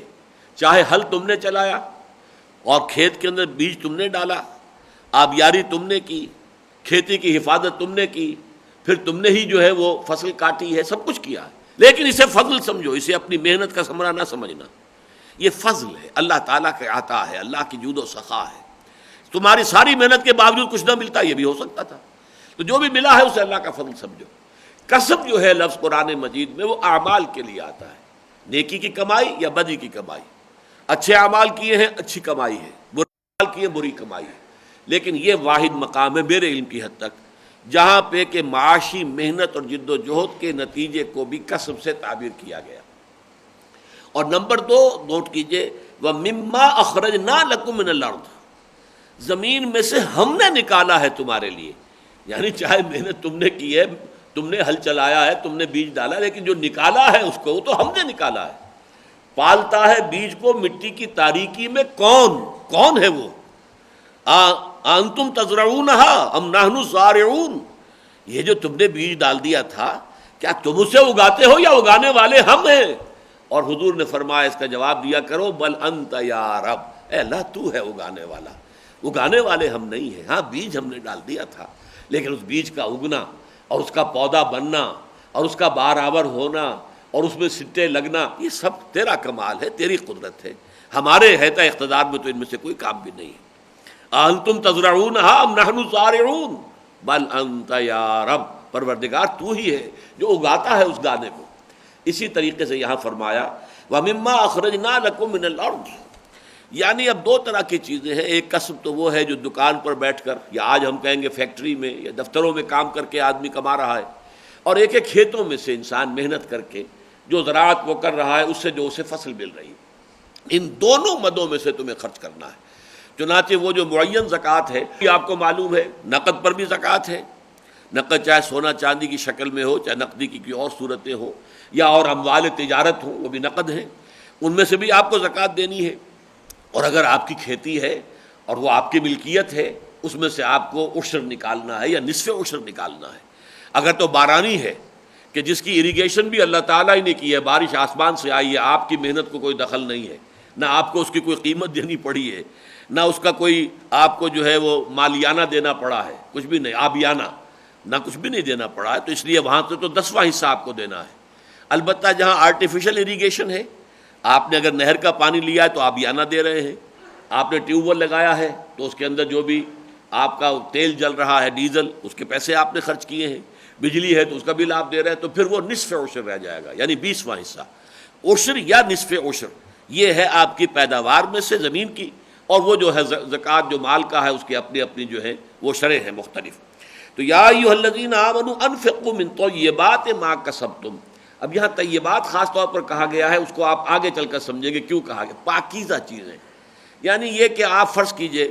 گندم میں سے عشر نکالنے لگے ہیں، تو کہیں گندم جو ہے وہ اگر پڑی ہوئی تھی باہر ڈھیری، اس پر بارش ہو گئی ہے، تو جو اوپر کی سطح والی ہے آپ نے وہ ذرا ایک طرف کر کے کہا عشر والا آئے گا تحصیلدار تو اس کو یہ دے دیں گے، یہ نہیں۔ اللہ کی راہ میں دینا ہے تو بہتر مال، جیسے کہ چوتھے پارے کی پہلی آیت ہے لن تنالوا البر حتى تنفقوا مما تحبون، تم نیکی کے مرتبے اور مقام کو حاصل ہی نہیں کر سکتے جب تک کہ خرچ وہ نہ کرو جو تمہیں محبوب ہو، پسندیدہ مال اللہ کی راہ میں دو۔ یہ نہیں کہ جو اذکار رفتہ ہے، بیکار ہو گیا ہے، کپڑا بالکل بوسیدہ ہو گیا ہے، پھٹ گیا ہے، اب وہ کسی غریب کو دے دیا ہے، جوتے بالکل ٹوٹ گئے ہیں تو وہ اب کسی غریب کو دے دی، یہ نہیں۔ یہ تو در حقیقت یہ اللہ تعالیٰ جو غنی ہے وہ دے جسے رہے ہو، وہ دینا تو گویا کہ تم اللہ کے نام پر دے رہے ہو تو اللہ کو دے رہے ہو، تو اللہ کو دینے کے لیے تو بہتر مال تمہیں نکالنا چاہیے۔ لن تنالوا البر حتى تنفقوا مما تحبون، تو طیبات کا لفظ آیا ہے، وہ در حقیقت اس کے تقابل سے واضح ہو جائے گا جو آگے چل کر آ رہا ہے۔ یا ایھا الذین آمنوا انفقوا من طیبات ما کسبتم ومما اخرجنا لکم من الارض ولا تیمموا الخبیث منہ، اپنے اس مال میں سے جو ردی مال ہے اس کا ارادہ نہ کرو کہ وہ نکال دو زکوٰۃ کے اندر، اور وہ نکال دو تم صدقات کے اندر اور عشر کے اندر۔ تیمم کے لفظی معنی ہوتے ہیں قصد کرنا، اما یا امو سے ہے نا، امام جس کا کہ ارادہ کیا جاتا ہے، جو راستہ ہے بڑی شاہراہ ہے اسے بھی امام کہتے ہیں، بے امام مبین، اس لیے کہ آدمی در حقیقت اسے فالو کر رہا ہے، اس کے پیچھے پیچھے چل رہا ہے، گویا کہ راستہ آگے آگے چل رہا ہے اور آپ اس کے پیچھے پیچھے چل رہے ہیں۔ اس طرح امام کون ہوتا ہے؟ جس کے پیچھے آپ چلتے ہیں، جس کی اقتداء کرتے ہیں۔ نماز کا امام ہے تو آپ اس کی پیروی کر رہے ہیں۔ اور اس سے تیمم بنا ہے قصد کرنا، ارادہ کرنا، جیسے تیمم ہم کہتے ہیں وہ تیمموا صعیدا طیبا، تو قصد کرو پاک مٹی کا، پانی نہیں ہے تو پاک مٹی کا قصد کرو، اس سے اپنے ہاتھ اور چہرے کو جو ہے مل لو، تو یہ گویا کہ وضو کا قائم مقام ہو جائے گا۔ یہاں یہ اپنے اصل لغوی معنی میں آیا ولا تیمموا الخبیث منہ، اس میں سے جو ردی مال ہے جو ناپسندیدہ ہے تمہارے نزدیک، تنفقون کہ اسے تم خرچ کرو، ولستم بآخذیہ الا ان تغمضوا فیہ، اور تم ہرگز اسے قبول کرنے والے نہ ہوگے اگر خدا نہ خواستہ اس وقت تو دے تم رہے ہو، لینے والا کوئی محتاج سامنے کھڑا ہے جسے زکوٰۃ دے رہے ہو۔ ذرا تصور کرو، ہو سکتا ہے کہ تم لینے والے بن جاؤ، کوئی اور تمہیں دینے والا ہو، زمانے کا انقلاب آ سکتا ہے، کل ہو سکتا ہے تم ہاتھ پھیلا کر کھڑے ہو کسی کے سامنے، اور پھر تمہاری عزت نفس گوارا نہیں کرے گی کہ وہ مال تم قبول کرو، اور وہ تمہیں اپنا جو اذکار رفتہ دل سے جو اتر گیا مال وہ اتار کر تمہیں دے دے، یا ردی مال جو ہے تمہیں دے دے زکوٰۃ کے اندر یا خیرات کے اندر۔ تو دیکھو ذرا غور کرو اپنے آپ کو اس کی جگہ پر رکھ کر اور سوچو۔ وَلَسْتُمْ بِآخِذِيهِ إِلَّا أَن تُغْمِضُوا فِيهِ، الا یہ کہ چشم پوشی کر جاؤ، خاموشی کرو، کیا کریں، اب اس وقت تو محتاجی ہے، وہ دل تو جو ہے وہ رو رہا ہے، لیکن یہ کہ زبان تو خاموش ہے۔ وَاعْلَمُوا أَنَّ اللَّهَ غَنِيٌّ حَمِيدٌ، پھر جان لو اللہ تعالیٰ غنی ہے، یہ دے جسے رہے ہو، وہ در حقیقت سائل کا ہاتھ نہیں اللہ کا ہاتھ ہے،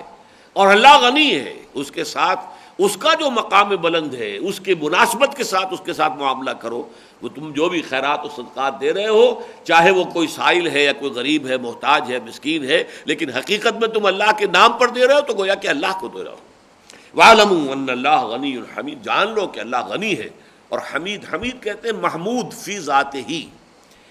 یعنی وہ ایک ایسی ہستی کہ جس کو اپنی ذات میں خود بخود محمود ہے، ایک تو بھلائی، خیر، حسن ایسا ہوتا ہے کہ جس کو آدمی بیان کرتا ہے، دیکھو بھائی اس میں یہ خوبی بھی ہے، دیکھو اس کے اندر یہ بھی حسن کا پہلو ہے. اور ایک وہ درجہ ہے بھلائی کا، حسن کا، جو از خود ظاہر ہے، اس کو بیان کرنے کی ضرورت ہی نہیں. حاجت مشاطہ نہیں اس صورت دل آرام را، کہ یہاں پہ کوئی ضرورت ہی نہیں ہے، نہ تزئین کی، نہ آرائش کی، نہ تحسین کی، نہ پوائنٹ آؤٹ کرنے کی، نہیں، وہ تو از خود محمود ہے. اپنی ذات کے اندر اس قدر ستودہ صفات ہے کہ اسی کسی حمد کی احتیاج ہی نہیں ہے، اپنی ذات میں خود بخود محمود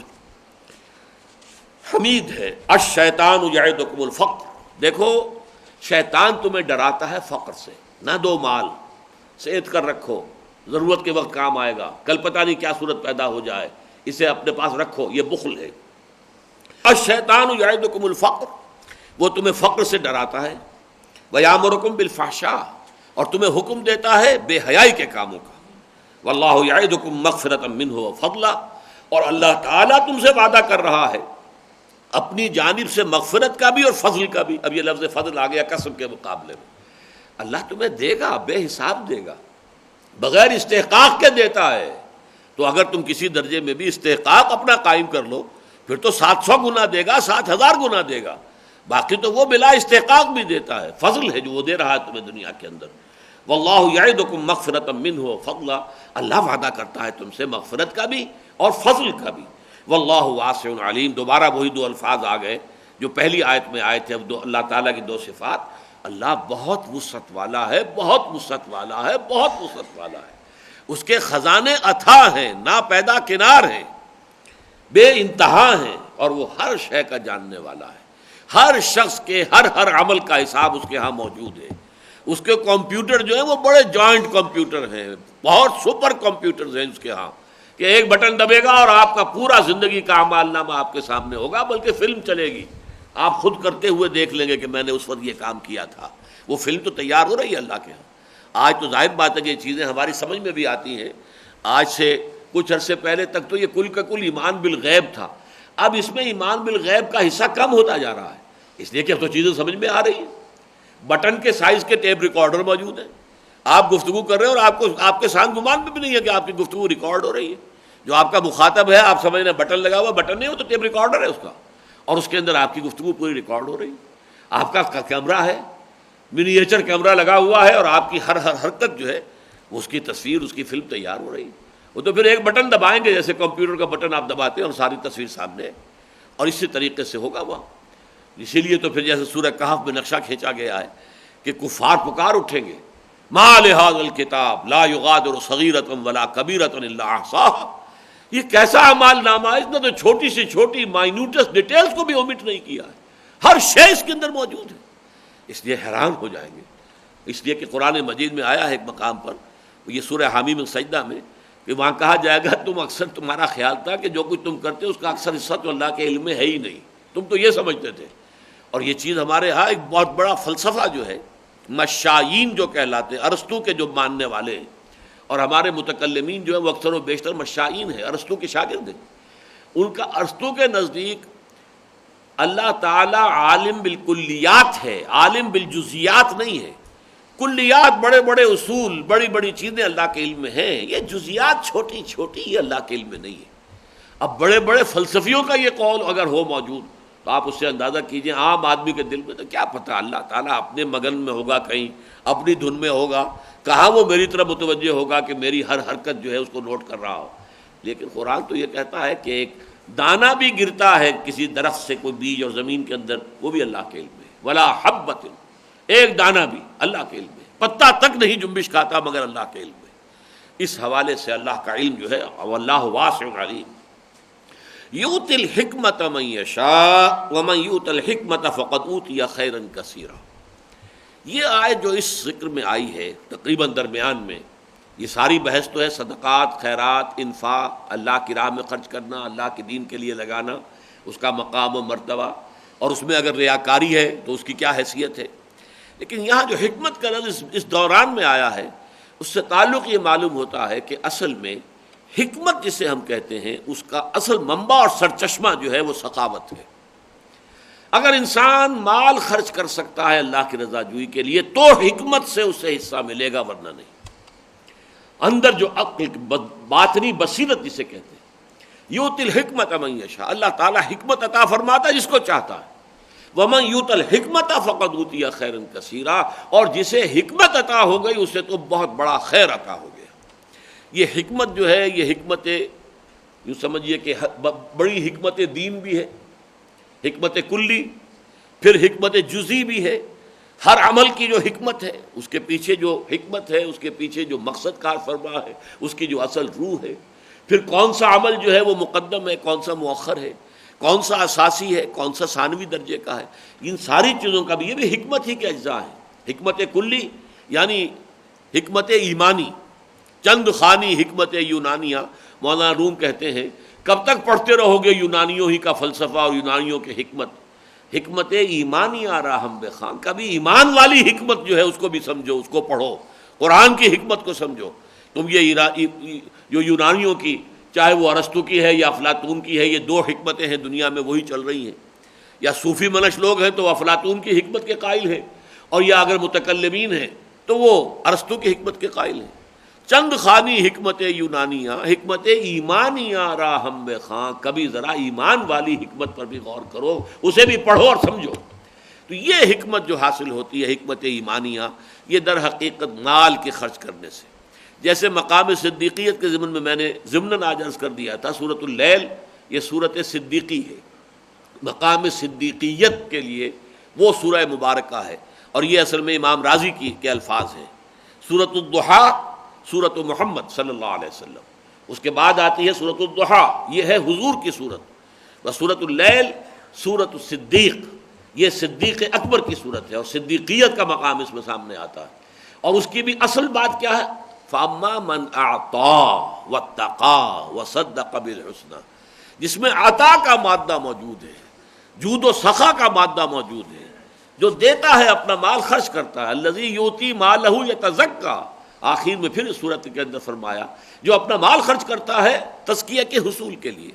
اور اس کی مکمل ترین مثال جو ہے وہ حضرت ابوبکر صدیق ہیں، جو الصدیق الاکبر ہیں رضی اللہ تعالی عنہ، اس میں کسی شک و شبہ کی گنجائش نہیں، سب سے بڑے صدیق، تمام انبیاء کے بعد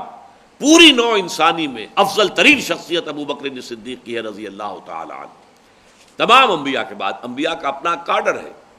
انبیاء اور رسل، اس کے بعد ہر نبی کے صدیق بھی ہیں، لیکن تمام صدیقین میں، جیسے کہ تمام انبیاء اور رسل میں حضور کا مقام و مرتبہ سب سے بلند ہے، ایسے جملہ صدیقین جو بھی انسانی نسل کے اندر آدم کی نسل میں ہوں گے تا قیام قیامت، اور جو ہوئے ہیں آج تک، ان کے بھی سردار جو ہے وہ حضرت ابوبکر ہیں۔ یؤتی الحکمت من یشاء ومن یؤت الحکمت فقد اوتی خیرا کثیرا وما یذکر الا اولو الالباب، لیکن نصیحت اخذ تو وہی کرتے ہیں جو ہوش مند ہوتے ہیں، عقل مند ہوتے ہیں۔ اس پر ہماری گفتگو ہوا کرتی ہے، جو منتخب نصاب میں حصہ دوم کا جو سبق ہے سورہ آل عمران کے آخری رکوع پر، اولو الالباب کون ہوتے ہیں؟ لب کہتے ہیں کسی شے کے خلاصے کو، کسی شے کا اصل خلاصہ، کسی شے کی جو اصل روح ہے۔ تو انسان کی اصل شے ہے اس کا شعور، اس کی ہوش، اس کا عقل، اس کے اندر تعقل اور تفہم کا مادہ۔ تو وہ لوگ جو ہوش مند ہیں، وہ لوگ کہ جو عقل سے کام لینے والے، الذین یعقلون، وہ ہے اولو الالباب۔ تو حکمت کے لیے دو چیزیں ضروری ہو گئی، ایک تو یہ کہ انسان کی عقل جو ہے وہ بیدار ہو، چوکس ہو، اور دوسرا یہ کہ اس کے اندر اخلاقی طور پر سخاوت اور جود اور اعطاء کا مادہ موجود ہو۔ یہ دو چیزیں جمع ہو کر صدیقیت کے مقام، دو سے مرکب ہوتا ہے مقام صدیقی۔ فَأَمَّا مَنْ أَعْطَىٰ وَاتَّقَىٰ وَصَدَّقَ بِالْحُسْنَىٰ فَسَنُيَسِّرُهُ لِلْيُسْرَىٰ وَمَا أَنفَقْتُم مِّن نَّفَقَةٍ أَوْ نَذَرْتُم مِّن نَّذْرٍ فَإِنَّ اللَّهَ يَعْلَمُهُ، اور جو بھی تم خرچ کرتے ہو، جو بھی خرچ اللہ کی راہ میں کرتے ہو، اور یا جو بھی نظر تم مانتے ہو، کوئی منت مانتے ہو، یہ بھی ایک طریقہ ہے، اگرچہ یہ کوئی اچھا طریقہ نہیں ہے کہ اللہ میرا فلاں کام کر دے تو میں یہ کروں گا، اور اس میں یہ بھی آدمی کرتا ہے میں 100 نفل پڑھوں گا، یا یہ کہ یہ میں اتنی خیرات کر دوں گا، یا یہ نیک کام کروں گا۔ ٹھیک ہے، اللہ تعالیٰ کے ساتھ ایسی سوداگری کرنی نہیں چاہیے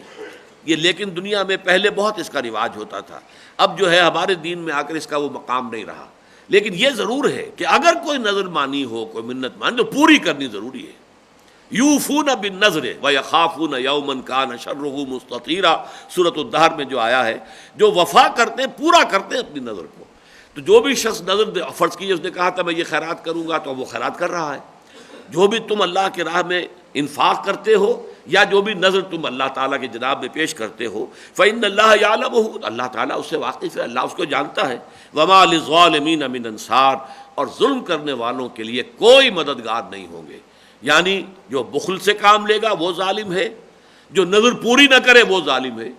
طے یہ کیا تھا اللہ کے ساتھ. اور یہی معاملہ یہ سمجھیے کہ وہ جو وعدہ سورہ توبہ میں آتا ہے کہ کچھ لوگوں نے اللہ تعالیٰ سے وعدہ کیا تھا، وَمِنْهُمْ مَنْ عَاهَدَ اللَّهَ لَئِنْ آتَانَا مِنْ فَضْلِهِ لَنَصَّدَّقَنَّ وَلَنَكُونَنَّ مِنَ الصَّالِحِينَ. اور ان منافقین مدینہ میں سے کچھ لوگ وہ بھی ہیں جنہوں نے اللہ سے عہد کیا تھا، اللہ اگر ہمیں غنی کر دے، اگر ہمیں خوب مال دے دے، دولت مند بنا دے، تو ہم خوب صدقہ خیرات کریں گے اور خوب نیک بن جائیں گے. فَلَمَّا آتَاهُمْ، جب اللہ تعالیٰ نے آتاہم من فضلہ، اپنے فضل سے نواز دیا، بخلوا بہ، تو اب بخل سے کام لیا. وتولوا وهم معرضون، اور وہ پیٹھ موڑ دی اور اعراض کیا. فعاقبہم نفاقا فی قلوبہم، تو اللہ نے سزا کے طور پر ان کے دلوں میں نفاق کی بیماری پیدا کر دی. جو آخرت میں سزا ملنی ہے وہ تو ملنی ہے، دنیا میں نقد سزا یہ ہے کہ اللہ کے ساتھ کیے ہوئے کسی عہد کی خلاف ورزی کا نتیجے میں دل میں نفاق کا بیج پڑ جاتا ہے. اور وہی منافقت ہے جو آج مسلمانان پاکستان کی سیرت و کردار کے اندر یوں سمجھیے کہ ایک جزو لا ینفک کے طور پر آ گئی. اس لیے کہ من حیث القوم ہم نے اللہ سے وعدہ کیا تھا، اے اللہ ہمیں انگریز اور ہندو کی دوہری غلامی سے نجات دے، ہمیں علیحدہ ملک دے دے، ہم وہاں پر تیرے دین کا بول بالا کریں گے. اور ہم نے وہ ابھی تک نہیں کیا، وعدہ خلافی اللہ سے کی ہوئی ہے. لہذا فرمایا یہ ظالمین، وما للظالمین من انصار. ان تبدوا الصدقات فنعما ہی، اگر تم اپنے صدقات کو ظاہر کرو، اعلانیہ صدقے دو، تو بھی یہ بہت اچھا ہے. کس لیے اچھا ہے؟ کہ چلیے کم سے کم مسکینوں کی ضرورت تو پوری ہوگی. یعنی ریاکاری کے تحت بھی کسی نے کیا ہو، ایک تو یہ ہے کہ آدمی کر رہا ہے خلوص کے ساتھ لیکن اعلانیہ کر رہا ہے. جیسا کہ آپ کے علم میں ہونا چاہیے، زکوٰۃ جو ہے وہ تو چونکہ حساب کتاب سے اسلامی ریاست میں لی جاتی ہے، وہ تو اعلانیہ ہے. لیکن یہ کہ عام جو آپ صدقہ خیرات کریں تو اس میں اخفاء پسندیدہ ہے، جس کے لیے یہاں تک الفاظ حدیث میں آئے ہیں کہ جو تمہارا داہنا ہاتھ دے بائیں ہاتھ کو پتہ نہ چلے. تو اللہ تعالیٰ کے ساتھ تو در حقیقت معاملہ جو ہے یا خلوص جو ہے اس کا ثبوت تو یہی ہوگا. ورنہ تم نے اگر ظاہر کیا تو گویا کہ تم چاہتے ہو کسی نہ کسی درجے میں لوگوں کے علم میں آئے، لوگوں کو پتہ چلے یہ بڑا سخی ہے، یہ بڑا دیالو آدمی ہے، یہ تو بڑا خیرات کرنے والا ہے. تو بہرحال لیکن پھر بھی کم سے کم یہ تو ہے کہ کچھ نہ کچھ بھوکوں کا پیٹ تو بھرے گا، کچھ نہ کچھ مریضوں کو دوا دارو تو مل جائے گی. فنعما ہی، تو ٹھیک ہے. اور اس میں بھی ہو سکتا ہے کہ خلوص نیت بھی ہو اور اس کے ساتھ ہی اظہار بھی ہو. اظہار بعض اوقات اس لیے بھی ہوتا ہے کہ دوسروں کو بھی ترغیب ہو. میں اگر یہ کر رہا ہوں تو لوگوں کے اندر ہمت بنے کہ وہ بھی آگے بڑھیں اور وہ بھی اس کے لیے خرچ کریں. جب آپ جلسہ عام کے اندر کبھی اس طرح کا معاملہ کرتے ہیں کہ آج ضرورت ہے اس دین کے لیے اس کام کی، تو اس میں لوگ ایک دوسرے سے آگے بڑھ چڑھ کر جو ہے اس میں حصہ لے رہے ہیں، تو اس کے اندر یہ روح شامل ہوتی ہے کہ تشویق و ترغیب کا ذریعہ بن جائے. چنانچہ غزوہ تبوک کے موقع پر حضور نے یہ شکل اختیار کی، ایک اعلان عام کے ساتھ جو ہے وہ ڈھیر لوگ لے کے بعد آ رہے تھے، ڈھیر لگتا چلا جا رہا تھا اور سب کے سامنے تھا جو بھی کچھ لوگ لے کر آ رہا ہے. تو یہ دونوں شکلیں جو ہیں اپنی جگہ پر ہیں. تو فرمایا ان تبدوا الصدقات فنعما ہی، اگر تم ظاہر کرو اپنے صدقات کو اور خیرات کو تو یہ بھی اچھا ہے، ٹھیک ہے. وَإِن تُخْفُوهَا وَتُؤْتُوهَا الْفُقَرَاءَ فَهُوَ خَيْرٌ لَكُمْ، اور اگر تم اس کو اخفاء کے ساتھ ضرورت مندوں تک پہنچا دو تو یہ تمہارے لیے بہت بہتر ہے. یعنی اس میں ریاکاری کا کوئی شائبہ ہی نہیں رہے گا، ریاکاری کا امکان ہی نہیں رہے گا. نہیں ہوگا کہ شیطان تمہارے دل کے اندر وہ بات ڈال سکے، اس لیے کہ آپ نے تخفوہا، اخفاء کے ساتھ چھپا کر، وتؤتوہا الفقراء، جو محتاج ہے جو ضرورت مند ہے اس تک آپ نے وہ پہنچا دیا اپنا مال اخفاء کے ساتھ، خفیہ طور پر. تو فہو خیر لکم، یہ تمہارے حق میں بہتر ہے. یعنی وہ فقراء کے لیے بہتر تھا. تم نے اگر دیا اعلانیہ تو چلو لوگوں کی بھوک تو مٹی ہے، لوگوں کی ضرورتیں تو پوری ہوئی ہیں نا کچھ فائدہ تو ہو گیا. فنعما ہی ان تبدوا الصدقات فنعما ہی وان تخفوها وتؤتوها الفقراء فهو خیر لکم ویکفر عنکم من سیئاتکم، اور اللہ تعالیٰ تمہاری برائیوں میں سے کچھ کو دور کر دے گا، کفارہ بنا دے گا تمہارے ان صدقات کو. واللہ بما تعملون خبیر، اور جو کچھ تم کر رہے ہو اللہ اس سے باخبر ہے۔ یہ نہ سمجھنا جب تک کہ کسی جگہ پر درج نہ ہو جائے، کوئی رسید ایشو نہ ہو جائے اور کسی فہرست میں نام نہ آ جائے، کہیں جو تختی نہ لگ جائے کہ اس نے اتنے لاکھ روپے دیے تھے اس مسجد کی تعمیر میں یا فلاں چیز کی تعمیر میں، ادارے کی تعمیر میں، اس وقت تک اللہ کو کیسے پتہ چلے گا؟ نہیں، اللہ تو تم انتہائی اخفاء کے ساتھ جو دے رہے ہو، جو تمہارے داہنے ہاتھ نے دیا اس حال میں کہ بایاں ہاتھ بھی نہیں جانتا، اللہ تو وہ بھی جانتا ہے۔ واللہ بما تعملون خبیر، جو کچھ تم کر رہے ہو اللہ اس سے باخبر ہے۔ لیس علیک ھداھم ولکن اللہ یہدی من یشاء،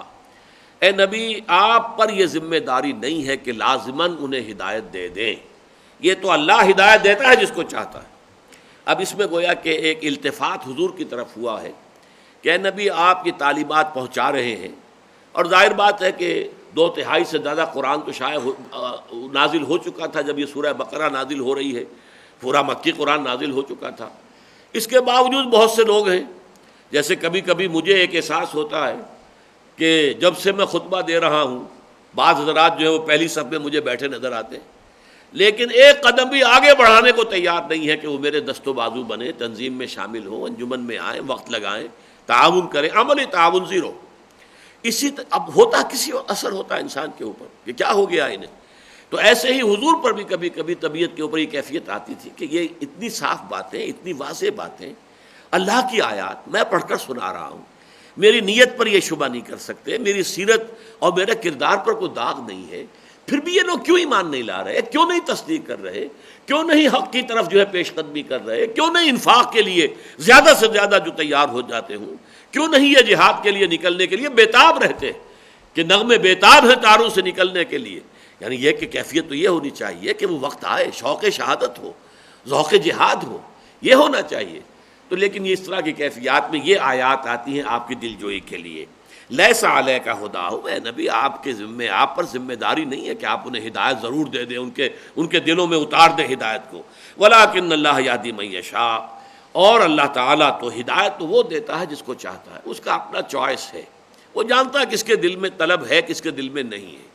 کون اس کا اہل ہے کون نہیں ہے، لہذا وہ اگر دیتا ہے تو اس کی طلب اور اس کی اہلیت کی بنیاد پر۔ وما تنفقوا من خیر فلانفسکم، اور دیکھو اب یہاں پہ التفات دوسری طرف ہو گیا، دیکھو مسلمانوں تم جو کچھ خرچ کرو گے تو اپنے بھلے کے لیے کرو گے، نبی تمہیں ترغیب دلا رہے ہیں، تمہیں جو ہے تشویق جو کر رہے ہیں، شوق دلا رہے ہیں، لیکن ظاہر بات ہے وما تنفقوا من خیر فلانفسکم، جو کچھ تم خرچ کرو گے وہ نبی کے لیے نہیں ہوگا، نبی نے کوئی اس کو اپنے گھر میں جمع نہیں کر لینا ہے، کوئی اس سے اپنی جائیداد نہیں بنانی ہے، کوئی اس سے جو ہے اپنی اولاد کے لیے چھوڑ کر نہیں دنیا سے جانا ہے، وہ تم اپنے لیے کر رہے ہو، اللہ کے دین کے لیے کر رہے ہو اور آخرت کے لیے کر رہے ہو۔ وما تنفقون الا ابتغاء وجہ اللہ،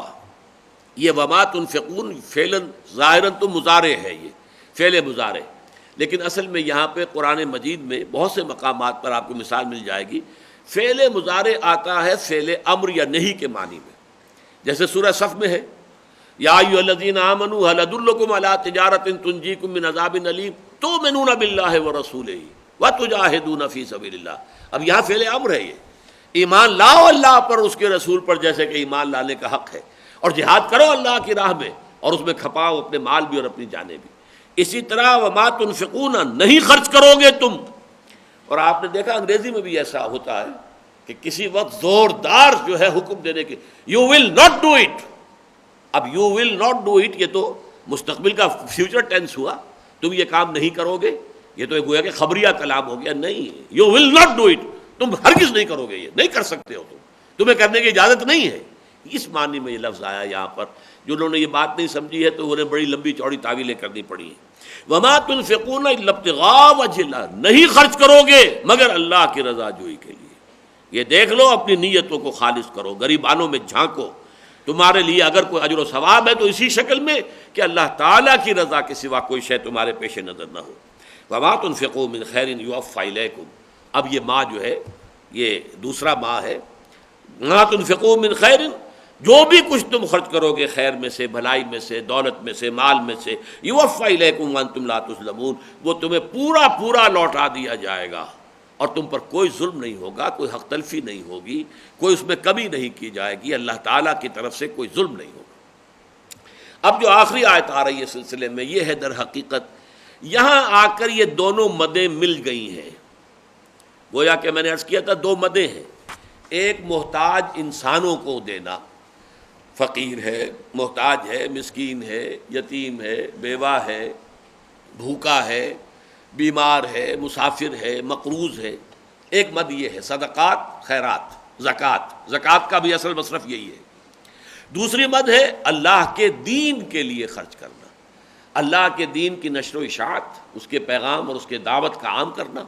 اور اللہ کے دین کو قائم کرنے کی جد و جہد. اور اس کے مختلف تقاضے ہوں گے مختلف اوقات میں. جب وہ معاملہ قتال کا آ جائے گا تو اسلحہ کی فراہمی ہے، اعدوا لہم ما استطعتم، اپنے امکانی حد تک جو ہے اسلحہ فراہم کر کے، قوت فراہم کر کے رکھو. ظاہر بات ہے اس کے لیے مال چاہیے. جیسے کہ میں نے ابھی آپ کو بتایا غزوہ تبوک پر جو بڑا کرٹیکل ٹائم تھا سیرت النبی میں، حضور نے اعلان عام کیا کہ جو کچھ کوئی شخص دے سکتا ہو لے آئے. ایک بیچارے صحابی جو ہیں جو بہت غریب تھے، مزدور تھے، اس کے سوا کچھ ممکن نہیں ہوا کہ رات بھر انہوں نے ایک یہودی کے باغ کے اندر جو ہے وہ پانی کھینچ کر کنویں سے اسے سیراب کیا، اور صبح انہیں کچھ کھجوریں ملیں. یہ تمہاری رات بھر کی اجرت ہے. آدھی گھر والوں کو دے آئے کہ دن بھر کا تمہارا راشن ہے یہ، اور آدھا باقی جو ہے وہ اللہ کے لیے لا کر جہاں حضور جو ہے وہ تشریف فرما کے رکھ دیا، یہ میری طرف سے ہے. تو منافقین نے فقرے بھی چست کیے اس پر، لیکن حضور نے اس کا مقام یہ قرار دیا کہ پورے ڈھیر کے اوپر ان کھجوروں کو پھیلا دو، اس لیے کہ اس پورے ڈھیر سے یہ زیادہ بھاری ہیں اللہ تعالیٰ کی نگاہ میں. اس لیے کہ اللہ کی نگاہ میں تو اصل میں خلوص ہے کہ جس سے کسی شے کی قدر و قیمت کا تعین ہوتا ہے. اب یہ جو دو مدیں ہیں یہاں آ کر جڑ رہی ہیں. اللہ کے دین کی اقامت کی جد و جہد میں جو لوگ ہمہ تن ہمہ وقت لگ جائیں، ہمہ تن ہمہ وقت، اب اپنی معاشی ضرورتیں پوری کرنے کے لیے ان کے پاس وقت نہیں ہے، وہ گویا کہ اب ذاتی حیثیت میں محتاج ہو گئے. لیکن یہ محتاج اس طرح کا محتاج نہیں ہے، وہ سائل نہیں ہے کہ جا کر آپ سے مانگے سوال کرے. وہ تو گویا کہ جیسے حضور کا فقر جو تھا وہ اختیاری فقر تھا، یہ تو نہیں تھا کہ کوئی مجبوری کا فقر تھا حضور کو. جبکہ مدینے میں عام لوگوں کے لیے بھی اب خوشحالی آ گئی تھی، تو ظاہر بات ہے حضور بھی اگر چاہتے تو آپ اپنا جو ہے معیار زندگی بلند کر سکتے تھے کہ نہیں. آپ کا فقر، آپ نے تو اپنی ازواج مطہرات کا مطالبہ بھی ٹھکرا دیا، ایلا تک کی نوبت آ گئی. یہی تو کہا تھا انہوں نے کہ حضور اب تو عام لوگوں کے گھروں میں خوشحالی آ گئی ہے تو ہمارے بھی نان نفقہ جو ہے کچھ بڑھا دیا جائے. اپنی لخت جگر آئی ہے تو اس کی درخواست کو ٹھکرا دیا. ابا جان دیکھیے حضرت فاطمہ فرماتی ہے میرے یہ گٹے پڑ گئے ہیں، یہ جو میں آٹا پیستی ہوں چکی سے، اور یہ میرے کندھے کے اوپر بدھی پڑی ہوئی ہے کہ میں مشکیزہ لے کر آتی ہوں کنویں سے پانی کا تو اس کا نشان پڑ گیا ہے. تو اب کوئی غلام، کوئی کنیز مجھے عطا ہو جائے. اب تو عام مسلمانوں کے گھروں کے اندر بھی بڑی جو ہے فراوانی ہو گئی ہے. آپ نے فرمایا نہیں بیٹا یہ ہمارے لیے نہیں ہے، تمہیں میں اس سے بہت بہتر شے دیتا ہوں. ہر فرض نماز کے بعد 33 مرتبہ سبحان اللہ، 33 مرتبہ الحمدللہ، 33 یا 34 مرتبہ اللہ اکبر پڑھ لیا کرو. یہ تسبیح فاطمہ کہلاتی ہے. اور یہ ہے جو حضرت فاطمہ رضی اللہ تعالی عنہا کی اس درخواست کے جواب میں عطا ہوا ہے محمد الرسول اللہ صلی اللہ علیہ وسلم کی بارگاہ سے. اس لیے یہ اختیاری فقر تھا. اسی طریقے سے جو دین کی خدمت میں اس طرح لگ گیا ہو اور اب وہ محتاج ہے، یہ محتاج وہ محتاج نہیں ہے، یہ اختیاری احتیاج ہے اس کی کہ اس نے اپنی جو پرائرٹیز تھی وہ یہ ہے کہ اپنا بہترین وقت، اپنی بہترین صلاحیتیں، اپنی بہترین قوتیں جو ہیں وہ صرف وقف کرنی ہیں اللہ کے دین کے لیے. ایسے لوگوں کو ڈھونڈ کر تلاش کر کے ان کی ضروریات کو پوری کرنا، یہ گویا کہ انفاق فی سبیل اللہ کا سب سے اونچا درجہ ہے. لہذا یہ کلائمیکس ہے اس پوری بحث کا، للفقراء الذین احصروا فی سبیل اللہ. ان فقراء، محتاج تو ہیں وہ، لیکن یہ محتاج کون ہیں؟ جو کہ اللہ کی راہ میں گھر گئے ہیں. احصروا، حصار، محصور ہو جانا، یعنی اقامت دین کی جد و جہد میں اس طریقے سے مشغول ہو گئے ہیں، محصور ہو گئے ہیں، اس طریقے سے گھر گئے ہیں کہ لا یستطیعون غربا فی الارض. اب وہ زمین میں چل پھر کر اپنی روزی حاصل کرنے کی پوزیشن میں نہیں رہے. ضرباً فی الارض آتا ہے زمین میں چلنا پھرنا، آپ نے یہاں سے مال خریدا وہاں بیچ دیا، یہاں سے امپورٹ کیا وہ یہ ایکسپورٹ کیا، یہ ضرباً فی الارض ہے. کوئی بھی صورت ہوتی ہے زمین کے اندر معاش کے حاصل کرنے کی، کھیتی باڑی ہے تو ظاہر بات ہے وہ تو ہے اس کے اندر محنت، لیکن کاروبار میں بھی محنت ہے، چلنا پھرنا ہے، آنا جانا ہے. تو لا یستطیعون ضربا فی الارض، تو وہ اب اس کی امکان ہی نہیں ہے ان کے لیے، وہ تو لگے ہوئے ہمہ تن ہمہ وقت۔ اس کی سب سے اہم مثال جو ہے اس وقت وہ اصحاب صفہ تھے۔ اصحاب صفہ نے اپنے آپ کو خالص کر لیا تھا حضور کی صحبت کے لیے، اس لیے کہ اب آپ کے پاس ہی رہیں گے ہر وقت، تاکہ جو بھی آپ فرما رہے ہیں، جو بھی فرمودات آپ کے ہیں، وہ سب کے سب ہم یاد کرتے چلے جائیں، علم حاصل کریں۔ انہی میں سے پھر جب کسی طرف سے آتا تھا کہ آپ اپنے کچھ آدمی بھیجیے جو ہمیں آ کر دین سکھائیں، تو ان میں سے آپ بھیج دیتے تھے، جاؤ جا کر یہ کام کرو۔ لیکن یہ کہ یہ لوگ جو ہیں جا کر محنت نہیں کرتے تھے، کوئی معاش کی جد و جہد نہیں کرتے تھے۔ مدینے کے مسلمان ہیں، جو بھی کچھ کسی نے بھیج دیا وہ انہوں نے کھا لیا، کئی وقت کے فاقے ہو جاتے تھے۔ حضرت ابو ہریرہ انہی میں سے ہے، اور وہ ایمان بھی سن 7 میں لائے ہیں، جس کے بعد یوں سمجھیے کہ جو غزوہ جو فتح خیبر ہے اس کے عین اس زمانے میں ایمان لائے۔ اس کے بعد تو عام مسلمانوں کے ہاں جو ہے کشادگی پیدا ہو گئی تھی، لیکن یہ تو اصحاب صفہ میں آ کے شامل ہو گئے۔ یہی وجہ ہے کہ سب سے زیادہ تعداد میں حدیثیں ان سے مروی ہیں۔ حضرت ابوبکر حضرت عمر سے اتنی نہیں ہے جتنی ان سے ہے۔ کیوں؟ اس لیے کہ وہ تو اپنے کاروبار کرتے تھے، ہر وقت حضور کے ساتھ تو نہیں بیٹھے رہتے تھے۔ یہ تھے وہ کہ جو ہر وقت حضور کے ساتھ بیٹھے ہوئے، آپ کے دروازے پر ہیں، جب بھی آپ اپنے حجرے سے برآمد ہو گئے حضور کے ساتھ ہیں، تو ہر وقت جو ہے آپ کی جو تعلیمات ہیں، آپ کے فرمودات ہیں، ان کو یہ یاد کر رہے ہیں، اپنے ذہن کے اندر جمع کرتے چلے جا رہے ہیں، اور اسی لیے سب سے زیادہ روایتیں جو ہیں حدیث کی انہی کی طرف سے ہیں۔ تو ان کا حال یہ ہے کہ للفقراء الذین احصروا فی سبیل اللہ لا یستطیعون ضربا فی الارض یحسبهم الجاہل اغنیاء من التعفف، ناواقف آدمی انہیں غنی سمجھے گا اس لیے کہ وہ سوال نہیں کرتے، تعفف، اپنی عزت نفس کی وجہ سے وہ ہاتھ نہیں پھیلاتے۔ حضرت ابو ہریرہ کہتے ہیں کہ مجھ پر کئی وقت کا جب فاقہ ہوتا تھا، غشی طاری ہو جاتی تھی، تو بعض انصاری یہ سمجھتے تھے، اب ظاہر بات ہے وہ تو مسجد میں آئیں گے جب نماز کا وقت ہوا، انہیں کیا پتا یہ کس حال میں ہیں یہاں پہ اصحاب صفہ، اب انہیں تو غشی پڑی ہوئی ہے فاقے کی وجہ سے، وہ ان کی گردن پر پاؤں رکھ رہے ہیں کہ شاید یہ مرگی کا دورہ پڑا ہوا ہے اس کو، وہ میری گردن کے اوپر پاؤں رکھتے تھے کہ یہ شاید مرگی کا دورہ پڑ گیا ہے۔ تو یہ حالات تھے اس وقت بھی۔ تو فرماتے ہیں ان کے لیے کہ جنہیں جاہل ناواقف شخص یہ سمجھتا ہے کہ یہ تو غنی ہے، یہ مانگ نہیں رہے، یہ جا کر کوئی سوال تھوڑی کریں گے، کسی سے مانگیں گے تھوڑا ہی، یہ تو در حقیقت وہ اختیاری فقر والے لوگ ہیں، ان کے ہاں کوئی سائلین والا مسئلہ نہیں ہوگا۔ تعرفہم بسیماہم، تم انہیں پہچانو گے ان کے چہروں سے۔ ظاہر بات ہے کہ جب افلاس ہوتی ہے، افلاس ہوتا ہے، یا اگر فقر ہے، فاقہ ہے، تو چہرہ تو اترا ہوا ہوگا، چہرے کے اوپر تو اس کے آثار ہوں گے، تو تم منتظر نہ رہو کہ وہ ہاتھ پھیلا کر تم سے مانگیں، سوال کریں، ان کو ان کے چہروں سے پہچانو۔ تعرفہم بسیماہم لا یسألون الناس الحافا، وہ لوگوں سے لپٹ کر ان سے سوال نہیں کرتے۔ یہ جو عام سائل ہوتے ہیں، جو مسجدوں کے باہر کھڑے ہوتے ہیں اور جس طریقے سے لوگوں سے مانگتے ہیں،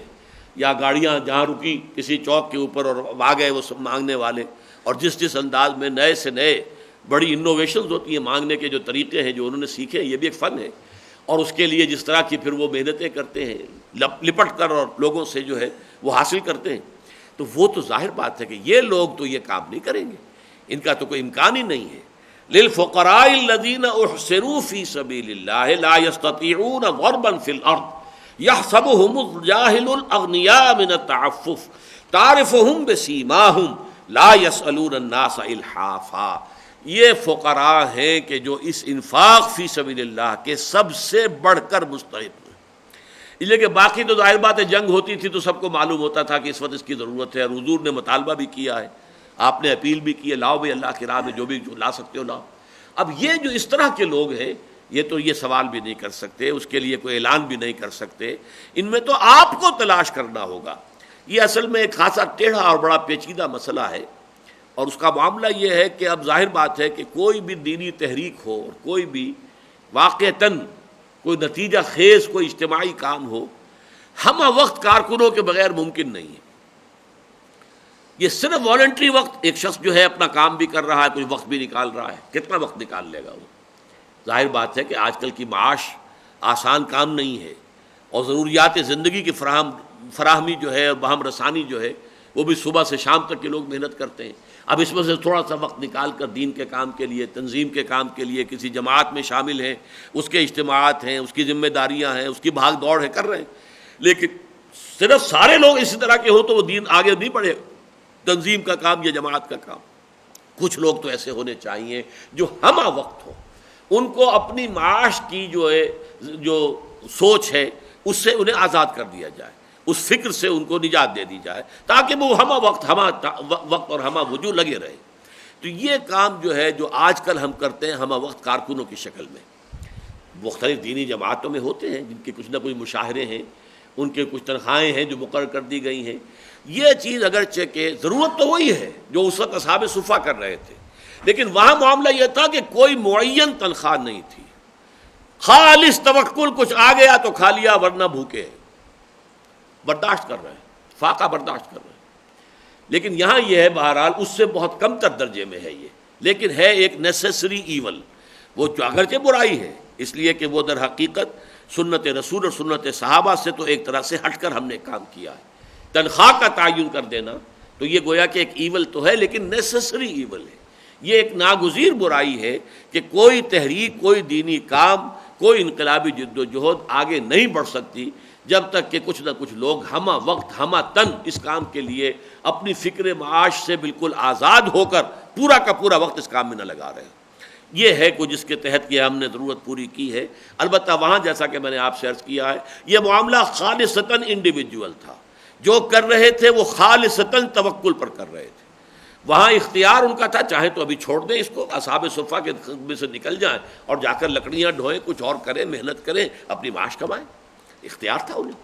یہ اختیاری فقر تھا جو انہوں نے وہاں پر اپنے آپ کو بٹھا کر مسجد نبوی کے اندر جو ہے وہ اپنے آپ کو پابند کر لیا تھا، اور پھر یہ کہ اس میں توکل تھا، توکل محض، کچھ آ گیا تو کھا لیا نہیں تو نہیں صحیح۔ تو ایسے لوگوں کی ضرورتوں کو خود جا کر معلوم کرنا، ایسے لوگوں کی ضروریات کے بارے میں اپنے آپ کو معلومات بہم پہنچانا اور پھر ان کی ضروریات پوری کرنا، یہ گویا کہ انفاق فی سبیل اللہ کا اس وقت کے اعتبار سے یہ اعلیٰ ترین مصرف، اس کا سب سے بڑا ہدف۔ للفقراء الذین احصروا فی سبیل اللہ لا یستطیعون ضربا فی الارض